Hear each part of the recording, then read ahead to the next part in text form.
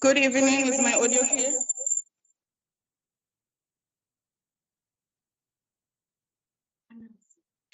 Yes, Miss Praise, we can hear you. So sorry about that. I hope my camera is clear. Good evening, esteemed guests. My name is Murendeni Praise Ramaru from Nelson Mandela University. I am part of the Saapam Eastern Cape chapter, and I am going to be your facilitator for this evening. It is just unfortunate that we had to meet when our province is going through such a painful crisis. But then without wasting any time, we're going to play a video and we are going to give you guys a brief background and a visual idea of what has been happening in Mthatha over the past 2 weeks. So we are going to play the video now.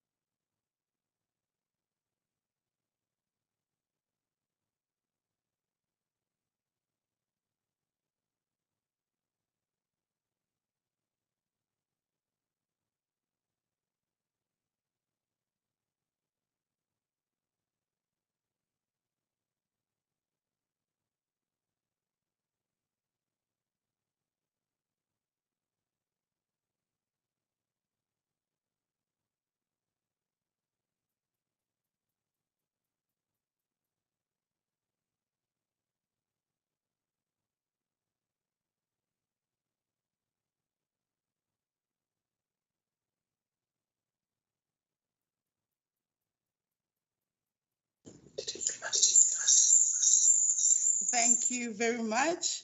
I hope after watching the visual images, it's going to be easier for us to understand and to engage in the conversations today. For those who just joined, I am Morendeni Praise Ramaru. I'm going to be your facilitator for this evening. Before we can start, I just want to lay a few house rules. All speakers, can you please switch on your cameras and just make sure that your mic is muted at all times? And on the comment section, can we please remain respectful at all times? So we're going to start with our program now. Firstly, I'm going to call the Eastern Cape Chairperson, Dr. Pillay, to do the welcome and introduction.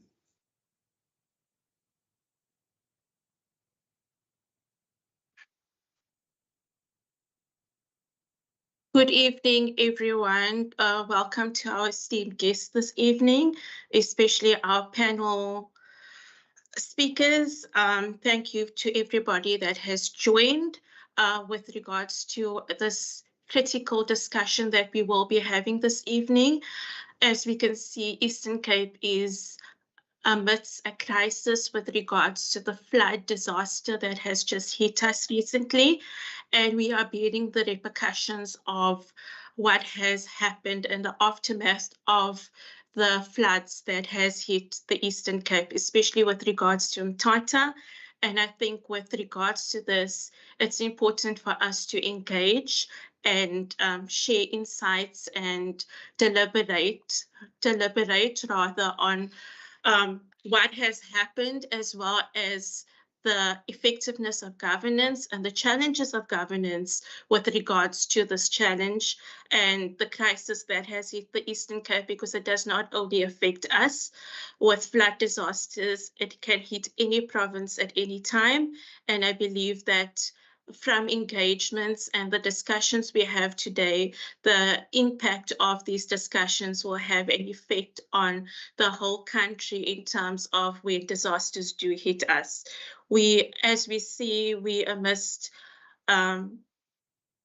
a situation where we are still finding bodies. For example, 3 bodies were found today, and it has left the Eastern Cape in quite distress with regards to the way forward in terms of the disaster that has hit us, as well as the precautions we take going forward, so that if such hits us again, that we will be able to overcome the challenges. So as difficult as it may be for us, we also share lessons from what we have experienced, and also to gain the expertise and the knowledge and the insights from our panelists coming from different areas, to shed light and to help us make sense of the way forward and what we can do as a country, as well as within the Eastern Cape. So we have speakers coming from different areas, including disaster risk management, agriculture, and political science, which is going to give us a multidimensional view of what has happened to us in the Eastern Cape. And we look forward to the engagements and the discussions and what we can take forward from today's event. So thank you for joining us, and we hope to have a fruitful discussion this evening and to have an impact on the Eastern Cape going forward with regards to what has hit us. Thank you and welcome. Thank you very much, Chairperson. I'm going to call Dr. Khawuleza to introduce our guest speakers for this evening.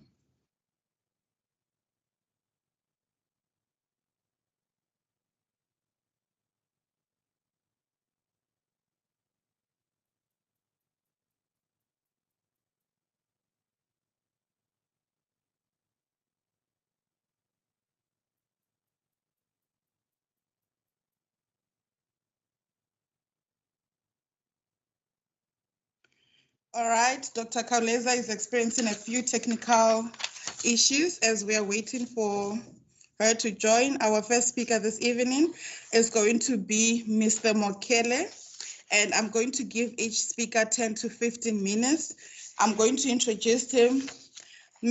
Mosekama Oseya is an emerging scholar, researcher, and lecturer in the Department of Public Management and Leadership, and is a research associate at Raymond Mhlaba Center for Governance and Leadership at the Nelson Mandela University, where he teaches and supervises postgraduate research.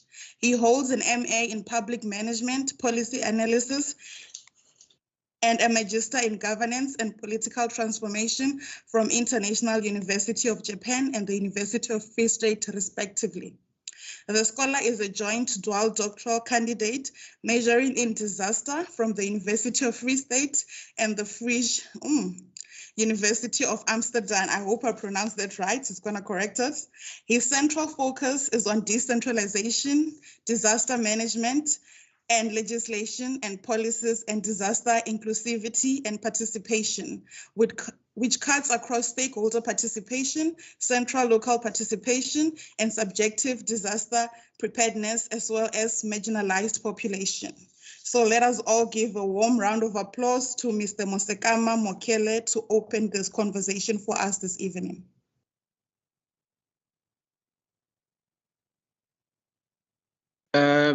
Good evening, colleagues. Mr. Ramaru, am I allowed to turn off my camera? Am I allowed? Mr. Ramaru?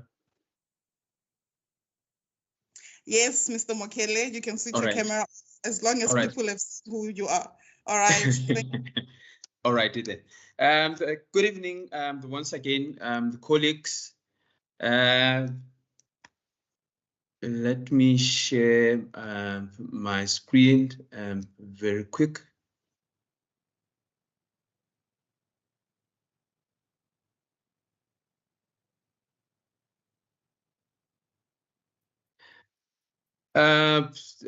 Today's, I think you said you give us 10 minutes. Thank you very much. Let me just be quick with my discussion for tonight, and also just like to thank you once again, colleagues. By today's conversations, it's on a bureaucratic nightmare in times of crisis, where we ask a very pertinent questions that we'd see on my discussions.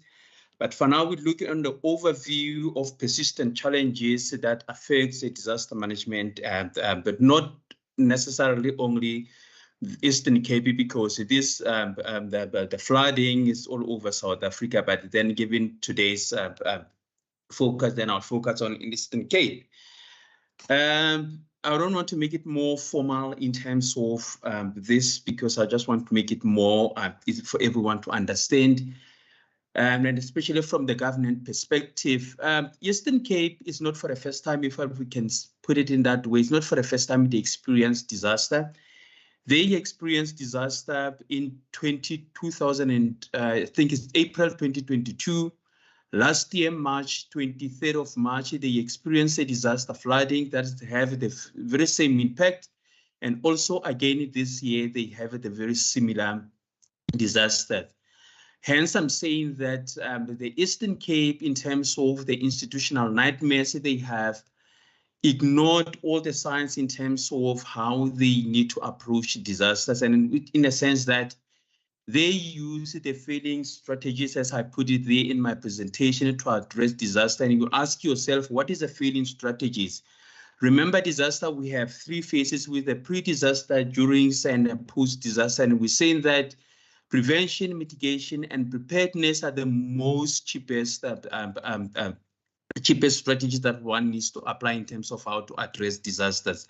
And we not say that they don't require us money, but they are cheap, because that's where you teach people on how they need to respond.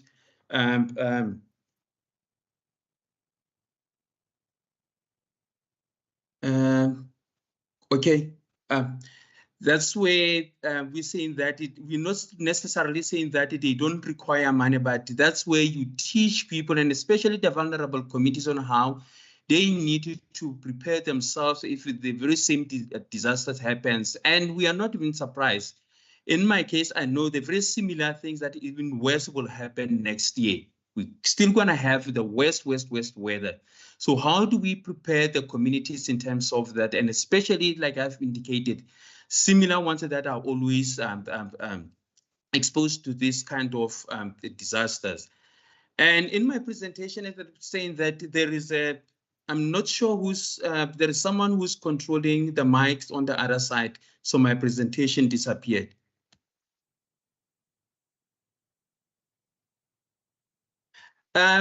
We have a quite number of first of evidence from the scholars showing us the effectiveness of the approaches that the provincial disaster management centers uses in terms of how they approach these similar incidents. And especially, I'm surprised why the Eastern Cape have failed to address this flooding. That is not the first time it's happening, because in their case, they have an approved plan from 2020 and also with multi-agency plan that includes all the sectors.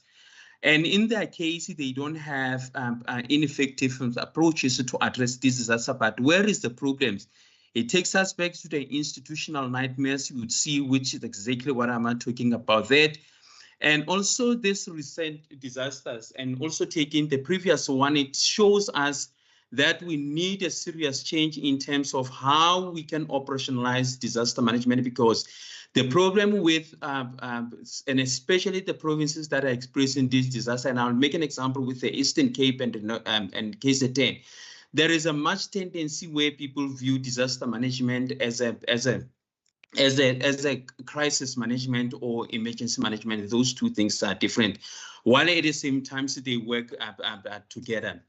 So we have other issues that I've realized in terms of the institutional nightmare. We called it the sunk cost fallacy, where you see the organization continue investing in failing systems due to past investments where time, the money, and efforts has been placed. And in our case, in the disaster management, I've seen a lot of the existence where we tend to establish continuous technical teams dealing with the issues that we know that it cannot, we cannot solve it. And that, in case of this, we call it a dead horse theory, where we keep trying to use the plans, the approaches, the mechanisms that we know very well that they're not going to help us in any way. And in this case, an example that I gave you, colleagues, is a heavy investment in outdated flood defense system. And we saw mostly people talked about it on the media, that the issue is not what we think it is, a dam that is situated close to that, which is a flood defense system that the Eastern Cape provinces created, which is outdated. It has nothing to do, it was still gonna kill people, I'm telling you, colleague. If the PDMC, it's not taking, the PDMC, the Provincial Disaster Management Center, because the crisis has been falling within them, and also the national, they're the one responsible to see how they can approach this, the outdated flood defense system that they open. And also that it creates the biasness in terms of exploring and innovative ideas. And innovative ideas that Eastern Cape is still hesitant to engage in artificial intelligence in terms of reducing disaster risk reduction. And when you try to ask them, they will tell you that the issue is money, and the issue is not money. It's a hesitant in terms of them to investing in these innovative ideas that we've seen. They've been working well in other provinces, in other countries, and especially in terms of communicating early warning messages. It's not the fact that the people experience these disasters just because they don't know. It's just that because they always get messages, early warning messages late. How do you communicate with people? Are you communicating with the people with the language they understand? Because if I go to the community and ask them, do you understand what is the meaning of disaster? They don't know what is a disaster. If you communicate with the community with that, and especially the disaster management officials with the language the people they don't understand, then that's where the problem is. But if you use the artificial intelligence to address the issues of disaster risk reduction in communicating these early warning messages, automatically it's able to translate the information in the language that particular community will understand. And then we have one of the issues that fall with the institutional nightmare, which is the lack of innovative culture, where we see that the political and administrative leagues still believe that disaster management is a response. you've never seen any engagement of the disaster management officials engaging with the community if there is no disaster. You only seeing this, the two leaders, which is the political side and administrative side, when there is a disaster, meaning that they still view disaster management as a response, and they forgot about the other fundamental principles of the disaster management, which is the pre-disaster phase that I talked about it, which is a prevention, mitigations, and preparedness. They focus on the response, and also again, when you go on the other side of the recovery and rehabilitation, then after disaster, then they disappear and the community are still left with the vulnerability. And also the disaster management, it's one function that requires adaptability. How do we adapt that? Because the weather changes now and then.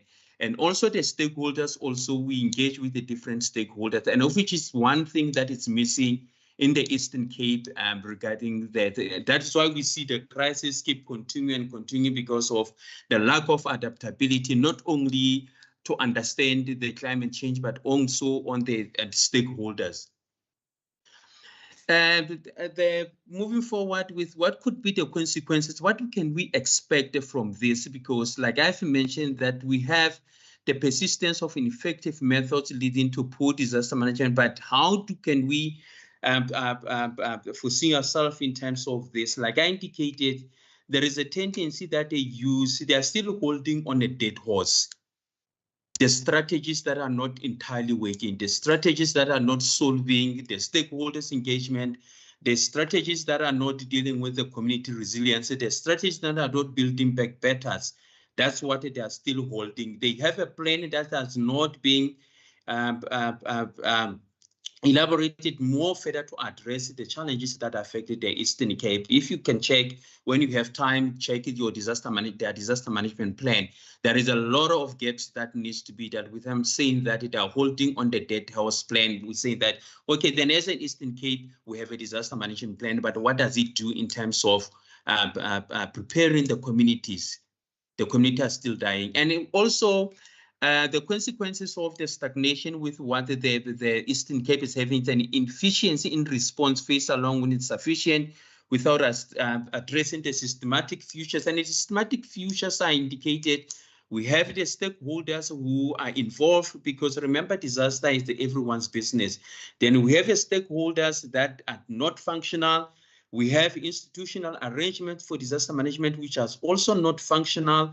They only operate when there's disaster, but then what happens when there is no disaster? Then all these stakeholders, they disappear, they're non-existent. That is why we still have this institutional nightmare. And the bureaucratic barriers that I have, also checking your time, Mr. Amaru.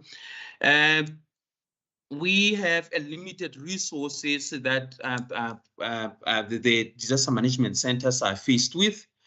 And it's not like a disaster management function, it doesn't have money. It does have money, but the money is always the case being directed and redirected to do the activities that are not linked to the disaster management, because the idea of the administrative and the leadership and the political leaders believe that the disaster is a response, and a disaster is not a response. We have a risk assessment that has never been done in the Eastern Cape. Even if they do it, they are not doing it correctly. That is the issue. The money is there for disaster, but it's always redirected for the political mobilization activities. And also, like I indicated, these centers that we have, they operate as a crisis or emergency, while we have the institutions within the municipalities, and especially within the municipalities that are operate on this space, which is a crisis and emergency management, not the disaster management center. Disaster management center have nothing to do with responding. They are responsible for support and the coordinating roles, and of which at this moment it's not functional in the Eastern Cape. And also, lastly, the barriers is the way we undermine the long-term resilience and safety, where the investment in the Eastern Cape are directed to the shortest term of the strategies that they put, but they don't invest on the long-term strategies. And when we talk about the long terms, we talk about building it better, the infrastructures, the recovery rehabilitations. Those are the things that the municipalities and the province need to invest on them. The dam that everyone is complaining about it, that's one of the infrastructure which is also part of the long term that the provinces had to invest in that particular infrastructure. If they don't invest, next year we'll still be sitting here again and having these conversations because of the short-term investment the provinces it's used to. And also disaster management, also if you look into the cultural and cognitive change, that is still an issue in the province. The disaster management is more than emergency, like I indicated, and of which is the case, it requires a proactive risk reduction, of which we focus on the left side of the face, not the right side, because the right side and the middle side is the response, and the right side is the recovery. But this most important side is the left side, which is a prevention, mitigations, and the preparedness, of which the municipality and the province is not investing in that, because they are still waiting for a disaster to happen. That's when they will respond. After that, then we go back to normal. And also we needed the dismantling resistance to change in the cultural, cognitive, and levels where the power of the disaster management, and especially this important institution, they have power given by the legislation, Disaster Management Act. But that institution, because of the political and administrative side, they can't practice or they exercise their power in terms of their functions, because of the resistance to change, and also the cultural and cognitive levels in terms of the appointment of the head of the center is one major issue, and the placement of the disaster management center is one major issue in province and in local municipalities. That is why it's always we experience these issues of the resistance to change. And also we have, I indicated that we have these disasters that happens for the past 3 years. Then what are we learning from that? Because we see that the history in terms of the flooding in Eastern Cape is not teaching the provinces and the municipalities on how they need to prepare, because now we need to prepare for 2026 because the climate is gonna be worse. Then how do we learn from the past events, then in order to prepare for the ones that are likely to happen, of which it will happen?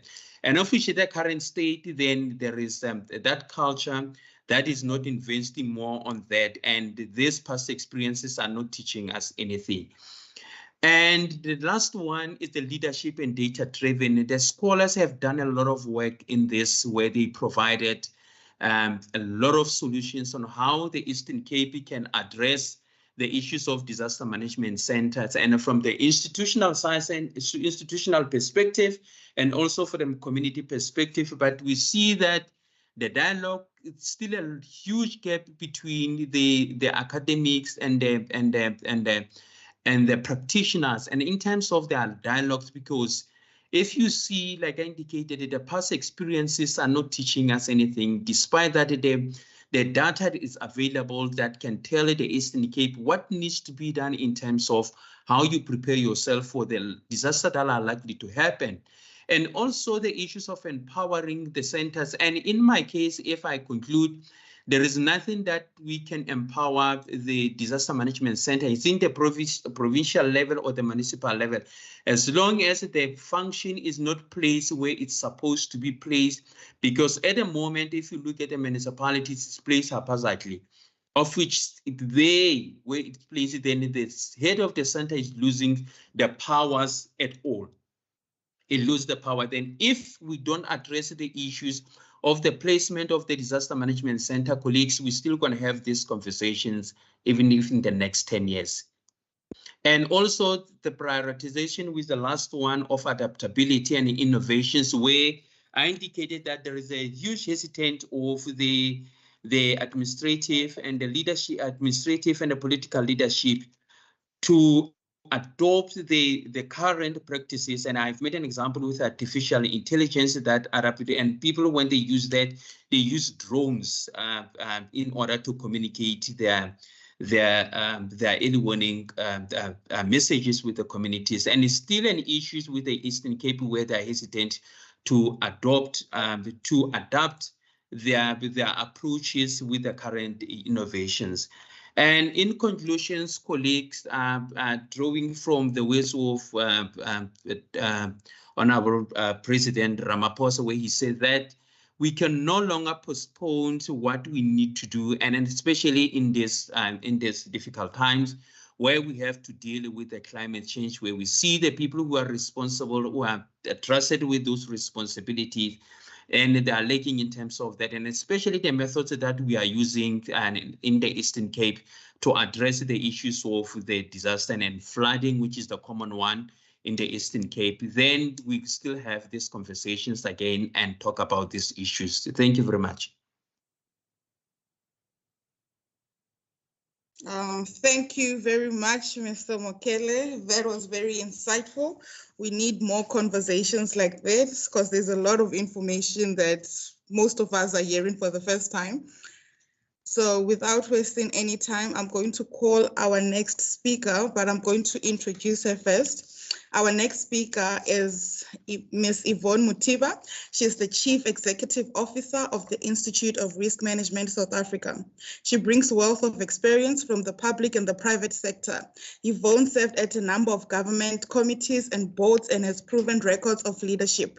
She's an award recipient and also demonstrated her passion for excellence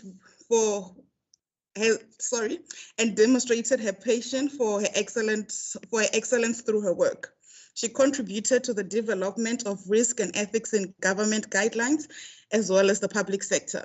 Yvonne completed a master's degree specializing in governance and public leadership. She also holds a postgraduate diploma in risk management and also a junior degree in accounting. So without wasting any time, let us give a warm welcome to Ms. Yvonne Mutiba.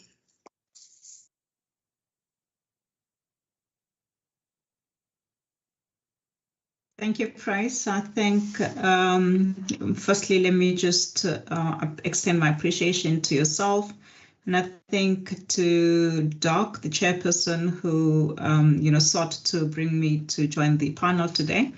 So firstly, I think I would need just to get guidance from you, Price. Would you like me to speak off the cuff, or would you want me to maybe focus on a particular point? I'll be bringing in insights from risk management point of view, and that would be on the practical side of things, just blending in, to add value to the conversations from university side of things. So how would you want me to proceed? You can proceed. Yeah, okay. So I speak off the cuff, I take it. So thank you so much. So colleagues, I think first and foremost, what we've encountered with Eastern Cape is devastating. And I'm speaking here, I'm extending my sincerest condolences to the families that have lost loved ones, to those who had to be, displaced as a result of the floods, and to the government at large, because I think this is an all-encompassing. It affected everyone, and not just those families who are directly impacted by the disaster itself. It nonetheless, raises concern that we need, to direct unto ourselves as South Africa and as a government, as civil society, as private sector, and as, the broader society, be it a community member, be it a student, be it a business leader in that particular region or anywhere else in the country, because reality is the effects of such disasters are likely to affect all of us, whether directly or indirectly.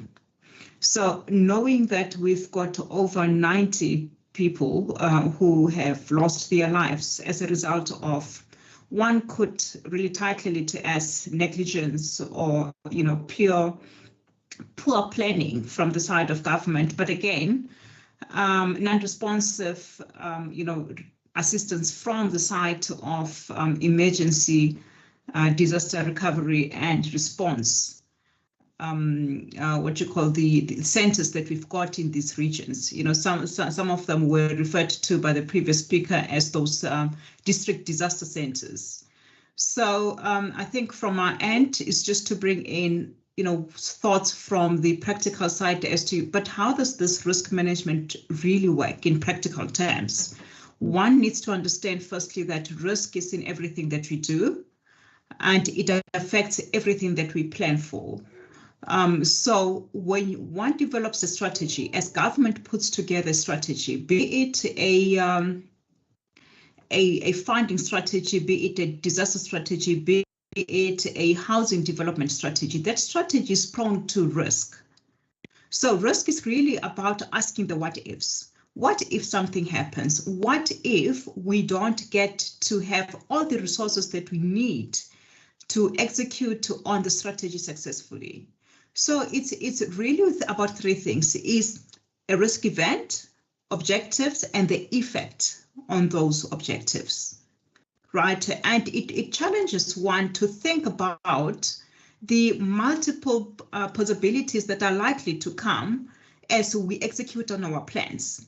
So reality has proven that all our plans that gets to be executed, none of these really gets to be executed according to plan. A lot of things happens from the time of planning to the time of finalizing your plans of execution.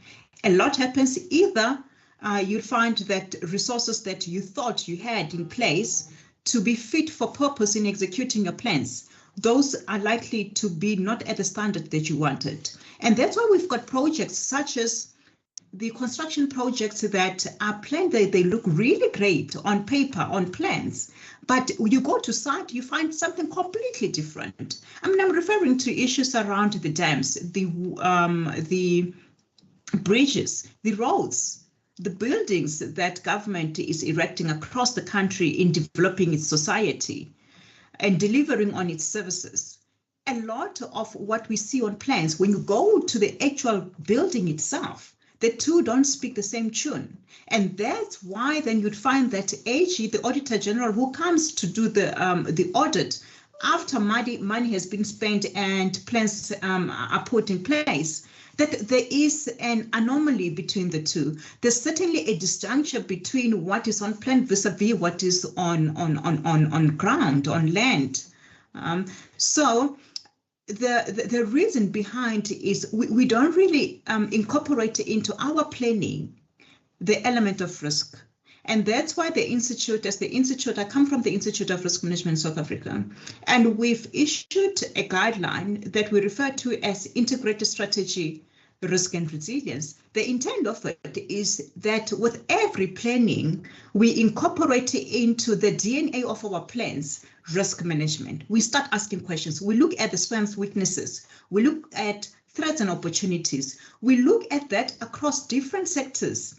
Because risk is universal in its nature. Risk is multidisciplinary. And even for universities, and this is the point that I'll come to later on, I am challenging universities now to say universities are also not helping, because the cohort that you are producing are not really fit for industry insofar as risk management is concerned. The courses that we take them through, do they have the right level of risk management knowledge that will equip them to be future fit for industry?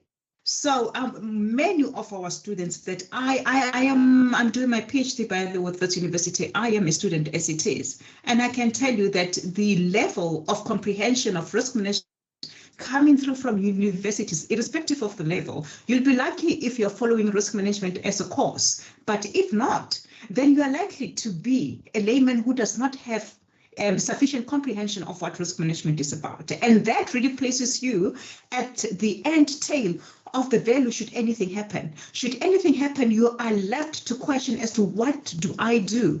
How do I react? How do I help? And it is precisely because the entire value chain, and with all role players into the value chain, we are not really doing bare minimum in terms of the contribution that would warrant one to be adequate and sufficient to have a pro-future fit kind of contribution going to the society and building on the resilience that we want to see as a people.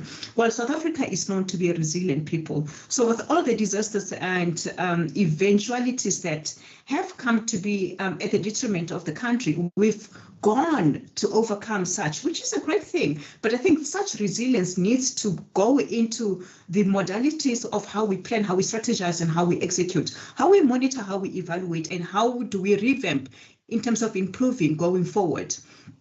I mean, there's so many learnings that we can take from how nature itself works, how a person recovers from disaster. I mean, we go through a lot of disasters.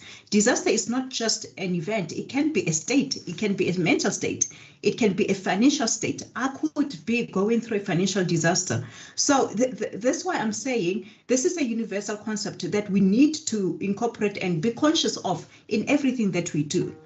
So, I mean, for one, as a person to go through something such as death, that is devastating. That's disastrous to one, right? But we still, through the support system that we've got, when one loses a family member or a loved one, the whole community comes together to support. The whole community anchors the person who is suffering from that particular kind of devastation.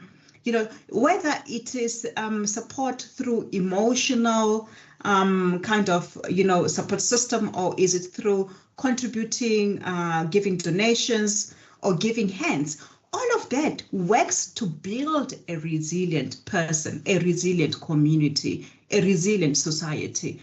And I think what is mostly important with that is that the extent to which one is quicker to respond or one is quicker to recover from such eventualities depends on that collective support.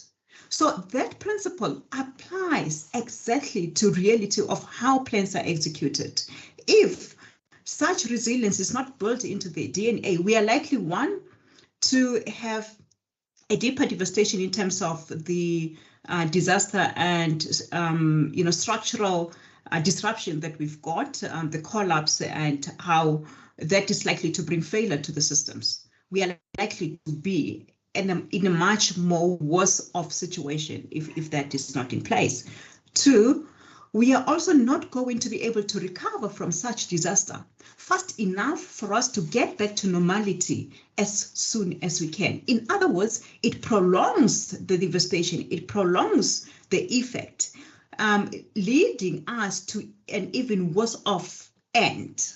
You know, so you are likely not even to get back to your previous state if you're going to take longer to get back to normality. So I think what I'm saying is some of these principles, and that's why in my beginning I said risk is in everything that we do. Some of these things, and I'm bringing this to you as I take that you are students, but you might not all of you be in practice in terms of risk management. So really, you know, making it as simple as I can, and the principle nonetheless would be same applied to a strategy or any other form of disaster or risk management. So with that, I think there are a couple of things that I would just like to maybe discuss with you. And please, Praise, do keep me in check. In fact, I am late for my next. I had thought that I'll be done with this one by 18:30. So one, during a disaster, is that we need to understand that disaster, as the previous speaker said, is a reactive kind of initiative. It is not looking into putting in place proactive measures that seek to strengthen our mechanisms in dealing with strategy and disaster, should there be one. So would need to, as we plan, incorporate that, ask ourselves questions. But there's many ways in which we can manage risk. Say, for instance, we identify that there is likely to be a risk that, you know, our buildings or the community development center that we are putting up somewhere, or our roads are not going to be able to take up the various levels of floods should we be hit by a flood. I mean, that should then question the intricate infrastructural capacity of our roads. For instance, stormwater drainage system. Stormwater drainage system, you go around, not all roads have got that. And that is built precisely to be able to absorb excessive water drainage, so as to clear the road as soon as we can and to allow for, commuting of people and vehicles to be made easier. But then you go around, you find that some roads are not even having a simple stormwater drainage system. And because our society, not all of them would be aware of the importance of the integrity of such infrastructure, they end up not even knowing what to ask or how to even be aware as to whether a project is of the expected standard or not. So awareness of our society, awareness of our communities is another issue. And that's why it's important that government needs to drive a whole of society kind of awareness project for them to know, because people would need to know in such kind of a disaster, what is my role? How do I come in and assist? Do I run away for my life or do I step in? And if I step in, how do I do so without necessarily compromising my own life? Because the first thing that we need to do is to preserve your own life before you can try and preserve that of the other. So that's one. Another thing that is very, very important, and this I have also learned from the visit I did at the US, they've been hit by a number of disasters. And some of the things that they have now put in place is something around communication. How do we understand communication, and from who do we get this communication during a disaster?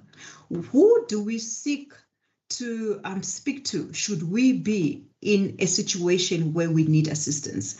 For instance, let's look at currently, warning signals. Warning signals are part and parcel of a preventative mechanism to risk management. So risk, because in its nature, is futuristic. Risk thinks about what is likely to happen in the future. And if that happens, how do we then in the future deal with it? So it talks about those early warning signals. So how do we know that we are likely to be hit by this kind of risk? So those early warning signals, such as the weather forecast, when meteorologists would share with us that this is likely to be the temperatures for tomorrow, these are likely to be the levels of rain in the coming week. That is an early warning system that I do not believe that South Africa has really taken heed of such intelligence. Because yes, we see, but we normally do that not to arm ourselves for reaction should anything happen. We do that just to be aware that do I need to dress up for winter because it's going to be cold? Do I need to take an umbrella because it's going to be raining? We've never really gotten to a level where, as a society, we start questioning. We start questioning. My apologies. We start questioning on, what is likely to be the extent of this disaster and how is it going to affect me as a person? I do not believe that our people are capacitated at that level to be able to comprehend such information coming from the weather service. That is one. And those speak to early warning signals that we could actually utilize in arming ourselves to prepare for such. Two, I think as I spoke to integrating strategy, risk and resilience, there's something very critical and that is data collection. So for all the processes to be fully effective, we need to be careful as to what information do we take. We are in an era of disinformation and misinformation. So we are likely to be misled should we not be careful. But I think through which process we also need to be cautious that we need information, but that information needs to be valid. It needs to be valid, it needs to be legit, because that information is going to help us then to act on accurate information, accurate data that is likely to take us to the right path. So I think With that, I wanted to say I'm distracted by my course, apologies, and that's because I'm also trying to address another risk and another disaster for tomorrow's event. But in closing, I think what I want to say is, say, for instance, one wakes up in the morning and needs to get to class by 7:30. So you'd make sure that you are there around about 7:20, 7:25, just to be there come the time of starting with the classes. That's it. That's a risk that you're managing. The risk you're managing is that of not being late. So do you see how basic risk management can be? But I think oftentimes it is classified as such a sophisticated discipline that is very difficult to understand. And even in practice, although we find that government departments, many of them are not really executing it or applying it to the T, the basic understanding is there. It is a matter of just incorporating that into their strategies and putting in place robust mechanisms, to ensure that there's agility. Another thing is we cannot be having plans that are rigid, because risk management means with the uncertainty that we foresee into the future, we ought to be able to change should there be a need for us to change. So if we have a budget that is tied to a particular project, should there be a need for us to change, redirect that budget so that we can resource for eventualities such as this disaster, would need to do that. We cannot be in a position of waiting for a parliament or for a legislature or for a municipal council to approve that in responding to this. That will be too late. Risk management is about essence of agency and essence of time. So I think with that, I hope that gives you a glimpse as to what really risk entails. And I think with a much more structured request, I can give you much more detail. But of course, I was speaking from a point of being an impromptu, out of the cuff. So thank you so very much. Price? Thank you very much for taking us through the risk management perspective. I know that you're about to leave, so on behalf of the Eastern Cape chapter, we would like to thank you for availing yourself at such short notice. The chairperson will be in contact with you after this. Thank you very much for your contribution this evening. So without wasting any time, I'm going to call my colleague, Dr. Tafeni, to call our next two speakers. Okay. Good evening, colleague, guests, and Saapam. Can you please switch on your camera?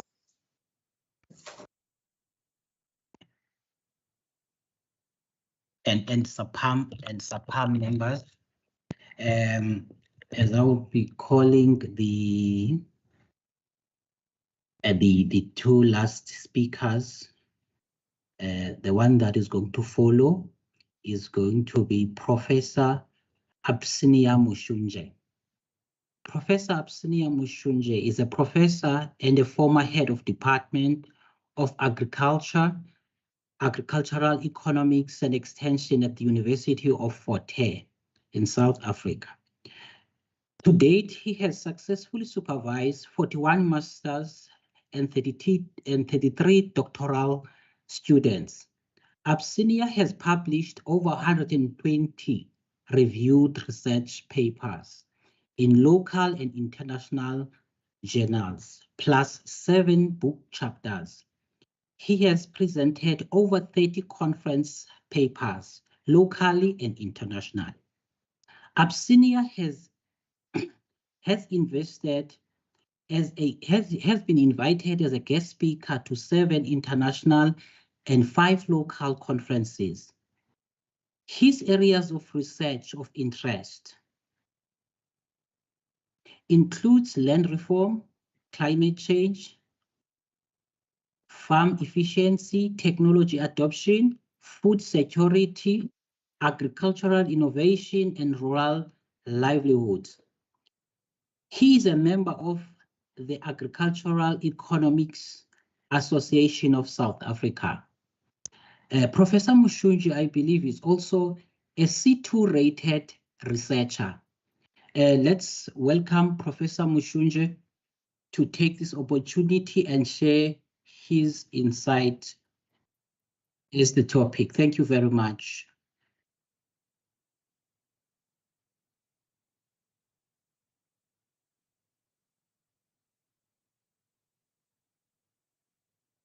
Okay, sorry I was muted. Thanks, Doc, for introducing me. I hope you can hear me. I'm actually in Zimbabwe at the moment, and my network is not that stable, but I'll try to close the camera and project my presentation. Thank you very much for inviting me. So let me just close the camera and try to project my presentation, my short presentation.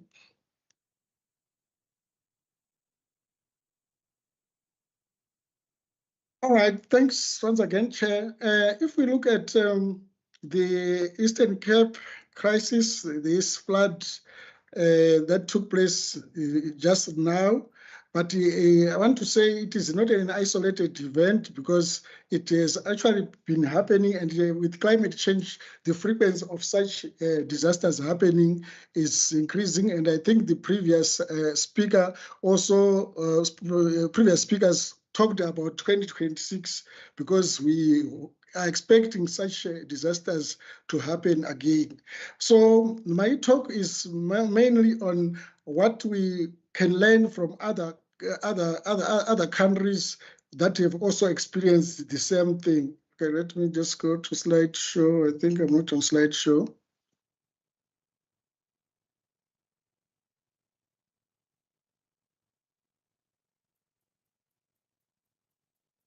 Okay, I hope you can see the slides. Yes, we can see. Yeah, okay, thank you. So what I want to say is that by sharing the information that we are not alone in this problem of these such disasters that are caused by flooding, and these disasters have become more frequent with the issue of climate change. And since 2000, over 1.6 billion have been affected, and this has been caused by climate change, deforestation, urban spiral of vulnerability. I think the Mukukus and the squatter camps, the unplanned settlements that have been mushrooming in our country as well as globally.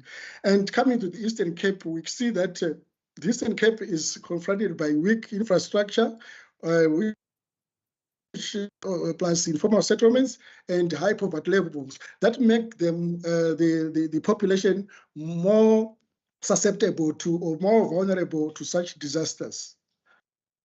And Eastern Cape flood, what really happened? I think we have heard about what has happened and over the news. And like I said, it happened when I was here in Zim, so my knowledge about it is also depending on the news that I read. But if we look at it, I think also the previous speaker spoke about what happened in 2022. Here we have got in Kabeja, last year we had the same disaster, and where people have died, and repeated failures of infrastructure planning and emergency responses are contributing to such disasters. And also the previous speaker talked about inadequate early warning systems, and I'm also going to talk about it, and I'm going to relate it to what we have learned from other countries that have also experienced such disasters. And what causes the causes and consequences of the June 2025 Eastern Cape floods? Number one, it was the issue of meteorological and climate drivers, which we had rainfall exceeding 100 millimeters within 48 hours. And as we know in science, the ground, when the ground is waterlogged, it can no longer take any more water. It means that water has to find some way to flow and move to lower grounds. And as a result, this has caused the rivers like the Mtata River and the K River to break their banks. And this is what caused the flooding and in residential communities, destroying infrastructure that is used by communities. Then the structural and social vulnerabilities. The severity of flooding was intensified by pre-existing structural and social vulnerabilities. And if you look at the people who are really affected, are always the poor, who are the socially vulnerable communities. And the pre-existing structures, it includes there's drainage systems that are old or that are not able to cope with the current climate change phenomena that we are experiencing day in, day out. And we also had the human, economic, and public health impacts and the damages that costed billions of rands. We also have enterprises that could not operate. We also have properties, residential properties that are destroyed and transport networks that are destroyed and educational institutions that are also destroyed, and also teaching and learning could not take place because people cannot go to, learners cannot go to schools, and even in terms of food security, people cannot access sources of food because the network is completely destroyed. So that has caused the human and economic and public health impact. The public health impact, as we know, we normally have this problem of sanitation, healthcare, electricity, and water supply, which were disrupted. And as a result, there are this problem of waterborne diseases that could also follow such disasters.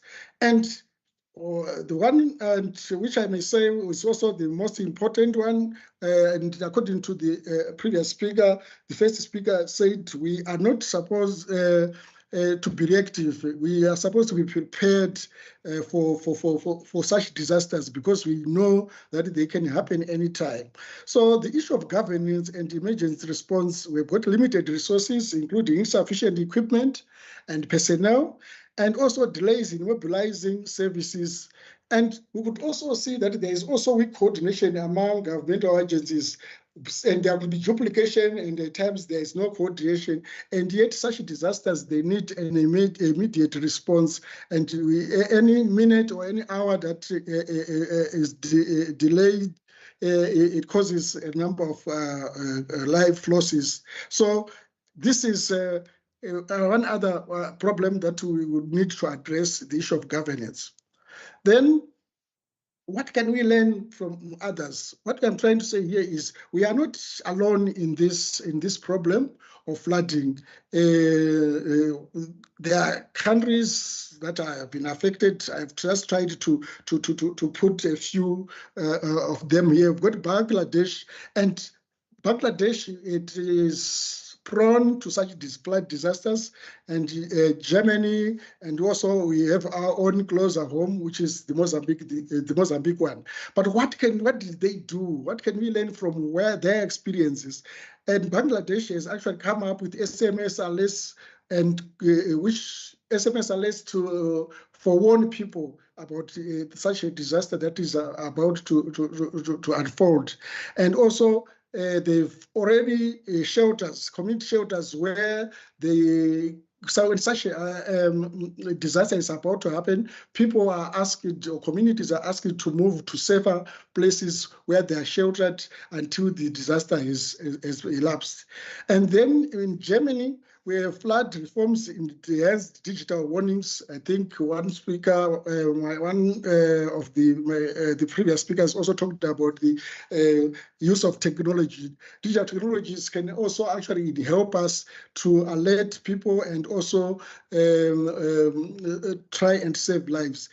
And the Mozambique one, the SADC one, which is called the Cyclone Idai.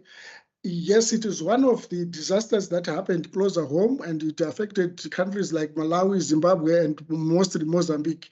But if we look at it, the SADC countries or certain community, they came together to assist, and we found the South African Defence Forces flying aeroplanes to Mozambique and even to Zimbabwe to try and assist. So such coordination is actually needed, or we should actually have a standby body that deals with this, because with the issue of climate change, these things are inevitable. They are likely to happen year in, year out. And so as a result, the lessons that we are learning from what others have experienced is there's the use of technology and also local capacity. So technology and local capacity has actually built the resilience that we are all talking about, that we need to have resilience against this problem or disasters. So how can we build a flood resilient Eastern Cape? What should we do? And from the literature, we can see that there is the issue of installing local warning systems, like the SMS alerts, and we now have WhatsApp, and that is a technology that almost each and every household has. And then those alerts can be used as early warning systems. But like I said earlier on, we also have the problem of the infrastructure. The drainage systems that we have, and I remember that I think it was 2016 in the town of Alice, where Fort Hare is situated. We experienced, I think, about 2 hours of rain, but because the drainage system was not prepared or was not meant to harness or to accommodate such water, there was a flood in an area like Alice. There was a severe flood. So what more in what happened in Mthatha, where it was about 48 hours of non-stop rain. So these drainage systems, one, they need upgrading, or they need repair, they need upgrading because of the frequency and intensity of these flood disasters that we are experiencing. So we need to do that to try and save lives.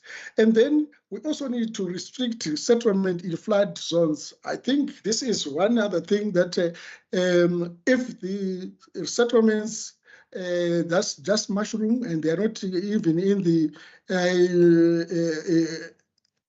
urban and rural planning statutes, they are not followed, and then people just homesteads or settlements just mushroom everywhere, including flood zones. Then these people already, they are at risk even before the disaster strikes. So this is when then there's a way of governance. We need to try and stop this. Then community education and preparedness drills. I think we cannot have the top-down approach alone. We need to also engage the people who are affected, so that at least they understand the risk at which they are exposed to in the event of such a disaster. And also drills to say when something like this happen, how do we respond quickly, so that they are prepared for such disasters, because our aim is to try and save lives mostly, and then property and other infrastructure. So what can we do as the Eastern Cape Province? A call for action. I talked about strengthening infrastructure and also ensure climate resilient housing, roads and bridges.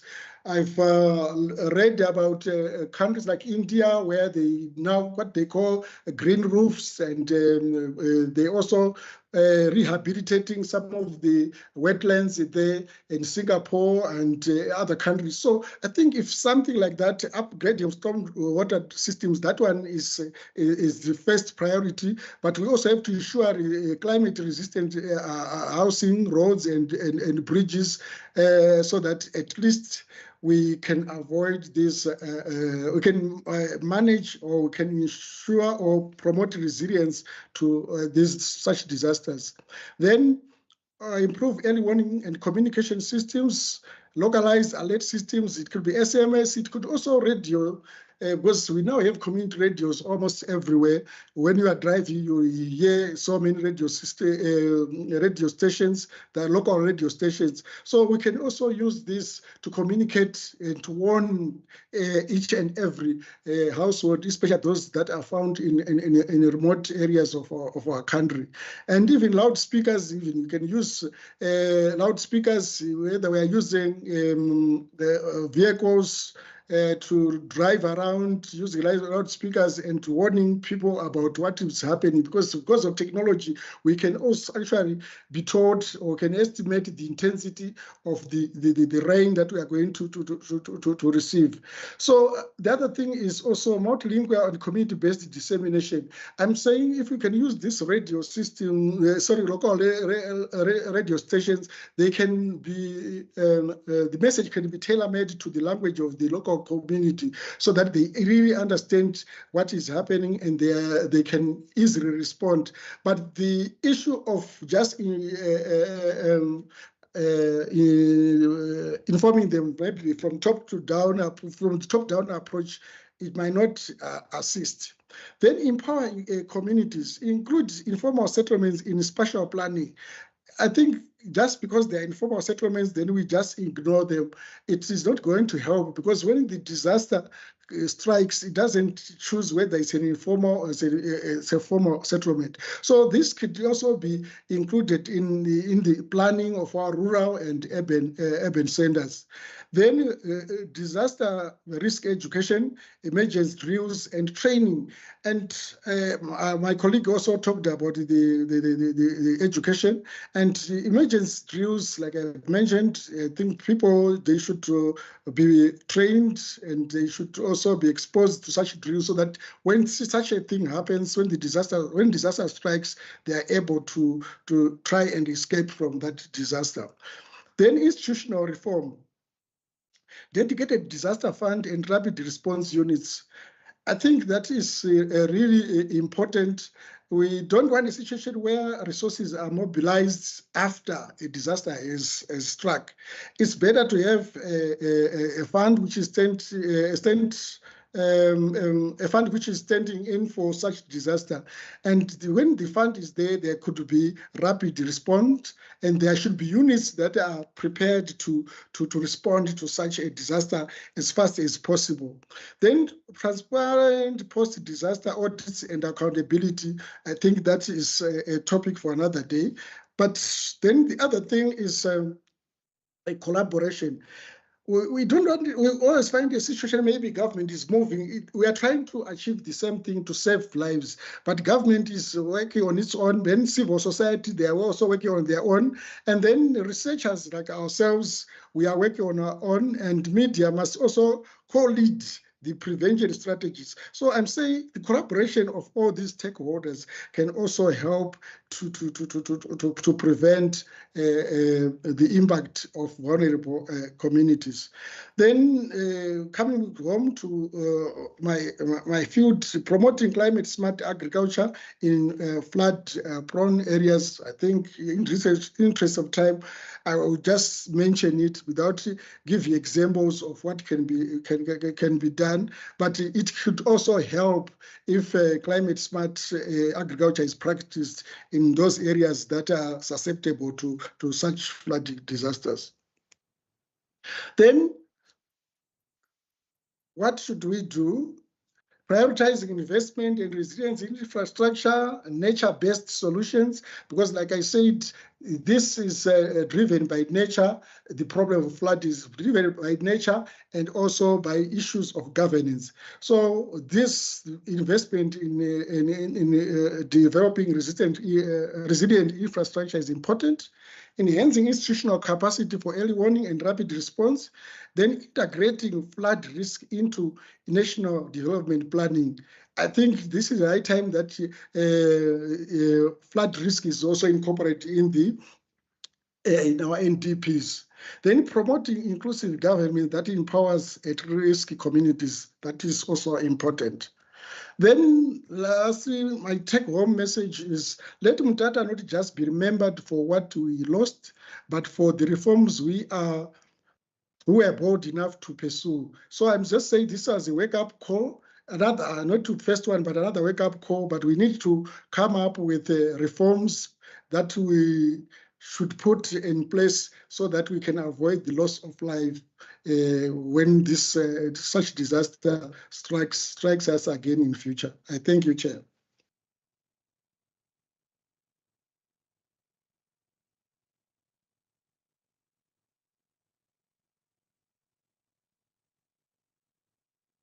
May I check if I'm still in the house? Yes, yes, Yes. Okay, so I say thank you, Chair. Over to you, Chair.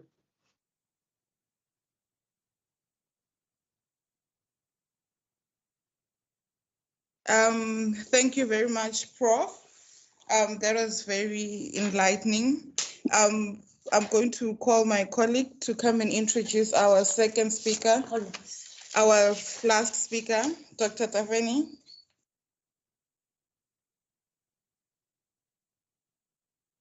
Okay. Okay, the next speaker is Dr. Ongama Mdimka. Ongama Mdimka is an acting director of the Raymond Mhlaba Center for Governance and Leadership at Nelson Mandela University, a member of the University Senate, and the acting chairperson of its international forum. He is a political writer, researcher, a political analyst, and a lecturer at the Department of History and Political Studies at Nelson Mandela University in Gqeberha. He holds a Bachelor of Arts in Journalism from Rhodes University, a Master's in South Africa Politics and Political Economy, and a PhD in Political Studies from Nelson Mandela University. Through his political analysis, he has featured regularly on various national and international media platforms. Ongama is a treasury of the South African Association of Political Studies and the secretary of the African Association of Political Studies. Ongama has advised international donors agencies, global banks, and multi-international corporations on political risk to investments in various African countries. So let's welcome Dr. Ongama Mdimka to take the mic and we all listen. Thank you very much. This is our last speaker of in this evening. Thank you very much, colleagues. Good evening, colleagues. Thanks a lot. I started driving when I noticed the sequences home. So I'm on the road while we speak, but I hope they will be gracious enough here to allow me to continue with the presentation. So I'm also going to be speaking off the cuff, especially given the fact that a whole lot of things that you know, all of us would have touched on have been touched on. And I decided, and I'm happy that I went down this route, I decided to focus on the primacy of governance and leadership in disaster management, the primacy of politics, of governance and leadership in disaster management. The first thing I think I'd like to say, especially, you know, I had prepared the global perspective, and I said to myself, nobody has at least referred to that, you know, and the last speaker, of all the angles that I had prepared and thought, wow, this is now my unique approach, gave us that global perspective. I think what I can add to what he said is the reality that disasters happen. And I think that data on global occurrences of disaster shows that in the last 20 years, there's been lots of them claiming about 1.2 million lives of people. So these happen, and it doesn't matter how yes, indeed, preventative measures matter and are important, and we must focus on them. But we mustn't create the impression that there is a degree of proficiency that can be achieved that would arrive at a stage where, as long as we are here on Earth, disasters don't happen. And this is important for us as academics who, reflect on phenomena, because sometimes we may create the impression that we are of the view that there can be a level of perfection as far as management, as far as government is concerned, that may result in one, disasters no longer happening, and two, fatalities no longer being a reality. So not to be fatalist, though, I think that I agree with what colleagues have said, that there is a role for management, there is a role for preparatory or preventative mechanisms, or in fact, there is a role for that when the inevitable has happened, that there should be mechanisms enough to either minimize loss of life and disturbances during disasters, or also to bounce back quicker. And so the concept of resilience has been, coming up speaker after speaker before me. And I think in that we need to emphasize the role of leadership. Now, a little bit of theoretical perspective, before I dive deeper into this role of leadership. I am a believer in complexity theory or complex systems theory, the understanding that much of the phenomena that we deal with is generally complex. It's a moving target. It's a moving target for us as academics who write and reflect on occurrences and how people respond to those occurrences. But it is also a moving target for those that are acting within the space. It's one thing to write frameworks and risk mitigating measures. It's another to face a particular disaster and its DNA as it happens, and be able to make leadership decisions at those times as they happen.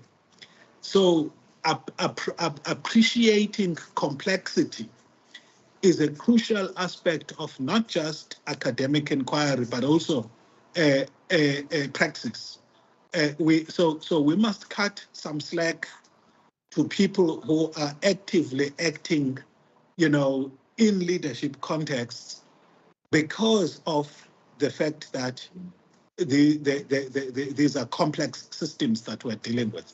So to mention complexity is complex enough, but also to recognize systems is another important dynamic.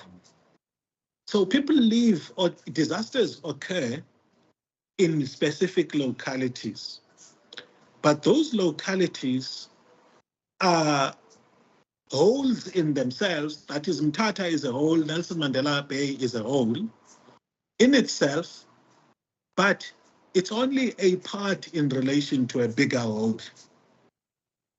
And the bigger whole is the district, for example. And the district may be a whole in itself, but it's only a part in relation to a bigger whole, which is the province, which is a whole in itself, but only a part in relation to a bigger whole, which is the country. Why that is important every time disasters happen is because it is the context within which leadership must be exercised. So, for example, if a disaster happens in the Western Cape, in Cape Town, or any other part in the Western Cape, the Western Cape as a system is viewed differently than the Eastern Cape as a system. So, for example, The Eastern Cape is known to be whether or not this is true is a story for another day. But if you look at Auditor General reports, among other things, how many qualified, qualified audits, unqualified audits, disclaimers, among all of those things, already when a disaster is happening in the Western Cape, or when it's happening in the Eastern Cape, there are different attitudes about, what can or cannot be done in those contexts. So, for example, if you're in the Western Cape, already, if you're a leader in that context, you are operating with a relative degree of being trusted, being seen to be doing things right, compared to if that's happening in the Eastern Cape, where you are likely to be perceived to be corrupt, you are likely to be perceived to be self-serving, you are likely to be perceived, to be. So when people are mobilizing for resources in these two contexts, right, the attitudes, the processes, everything else, it forms part of that, how leadership is exercised, what leaders feel they are free to request and they are free not to request. Let me make an example. So somebody shares with me, for example, how the announcement of the UAE funding. And this person says to me, and this is a very well-meaning person in my network, they say, hey, the UAE has just pledged, I think it was it 5 billion? Please, I think colleagues can correct if you remember that figure. 55 million or whatever the case may be. I think 5 point something billion is the amount that the National Treasury, among other stakeholders, are estimating this recent disaster to cost. And this colleague is saying, hey, and these are the same people that gave about 20 million in a scandalous upgrade of an airport. And they say this within a context of saying, we know that there's a disaster, but the Eastern Mthatha is in the Eastern Cape, and the Eastern Cape has a way in which it is being viewed in the broader scheme of things. But for purposes of time, I thought I would highlight this broad contextual theoretical framework of saying complexity matters, systems matter, because leadership during a disaster is exercised within the context of whatever perceptions, whatever political capital, whatever actual capital, be it balance sheets, monies that are allocated from the fiscus. Anyway, that's one of the things I wanted to highlight. And then I think on the role of collaboration, so I mentioned the role of leadership, and I want to talk about the role of collaboration. It's important that leaders understand that their role is as much about them playing a frontline role of effective, quick thinking, resource mobilization, and leading their departments and the complex web of institutions that must respond in disasters. But also they need to recognize that again, in a systems theoretic sense, that it's an entire system. Resources can be available in the quadruple helix that people have spoken about, be it government, organized business, organized civil society and community. So there should be preparedness to enable the effective operation of all of these institutions. Now, because my colleagues have spoken about the role of community, let me come to I think the role of business was referred to, and my colleague from the Risk Institute mentioned what they are doing as a professional association. Let me quickly now zero in on the higher education sector.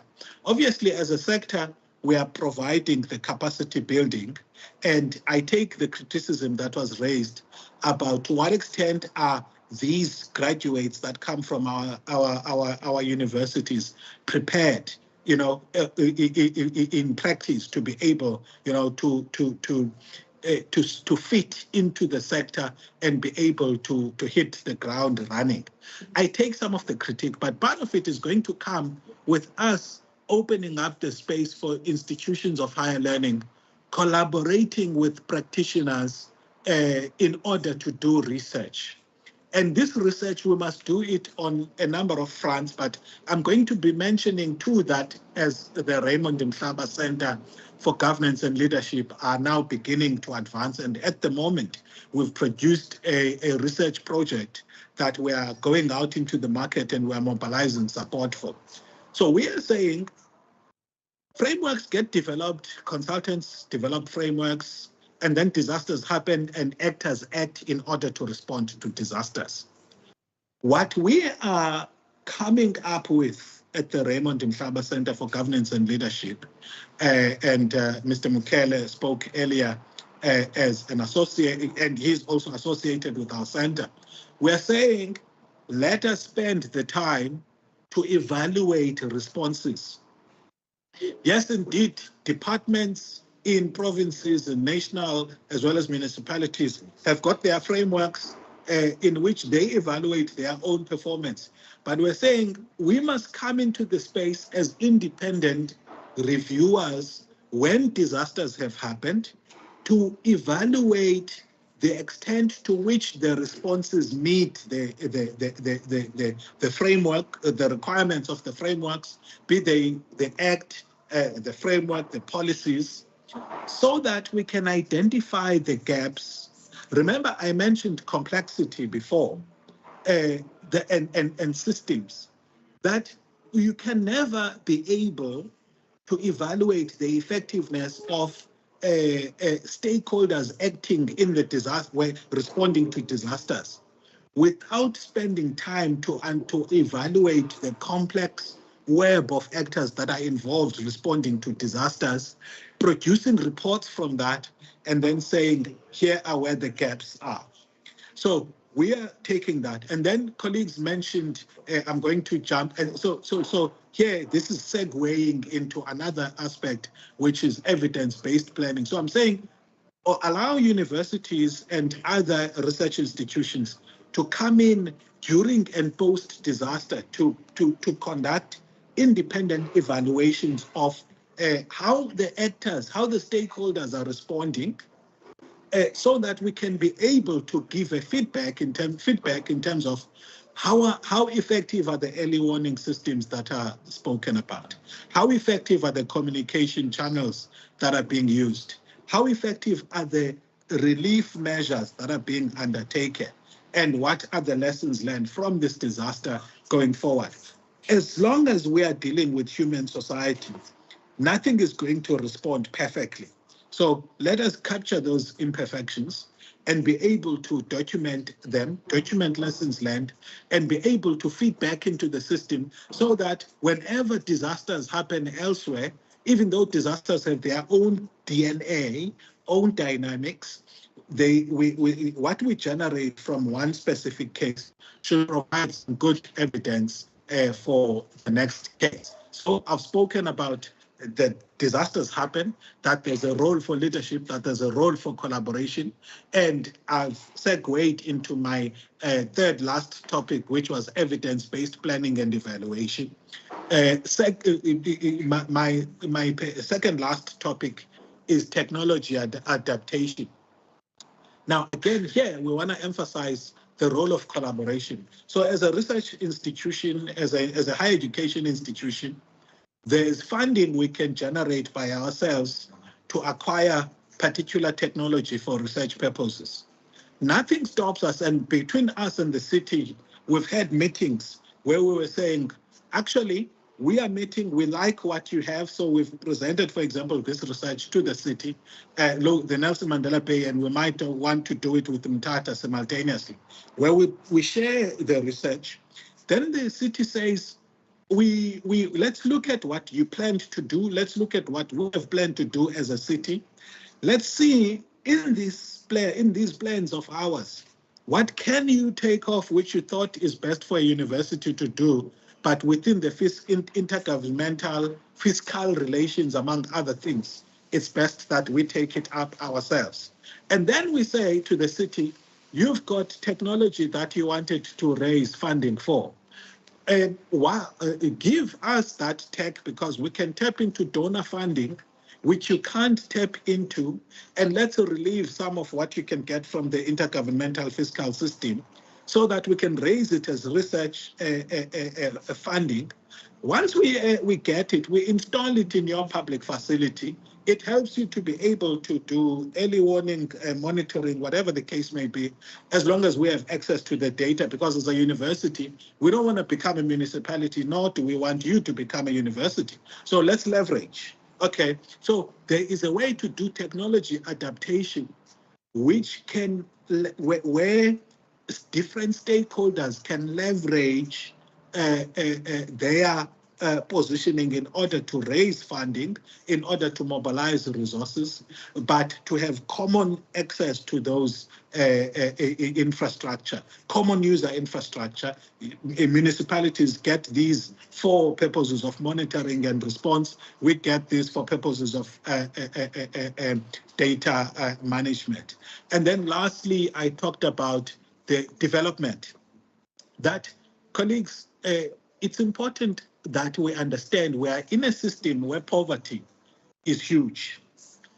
So whether it is Spluma being upgraded and modernized, commonly shared across urban and rural centers, okay, spatial planning and land use management, we cannot take it for granted in the 21st century under a majority black government that it's okay for cities and rural municipalities to have different principles and different standards when it comes to spatial planning and land use management.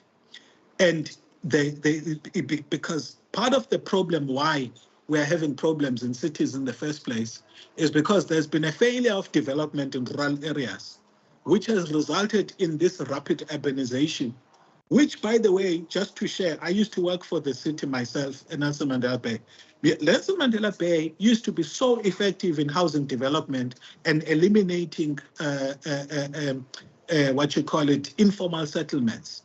In the mid-2000s, this city used to be among the best when it came to rolling out housing, and the housing demand database we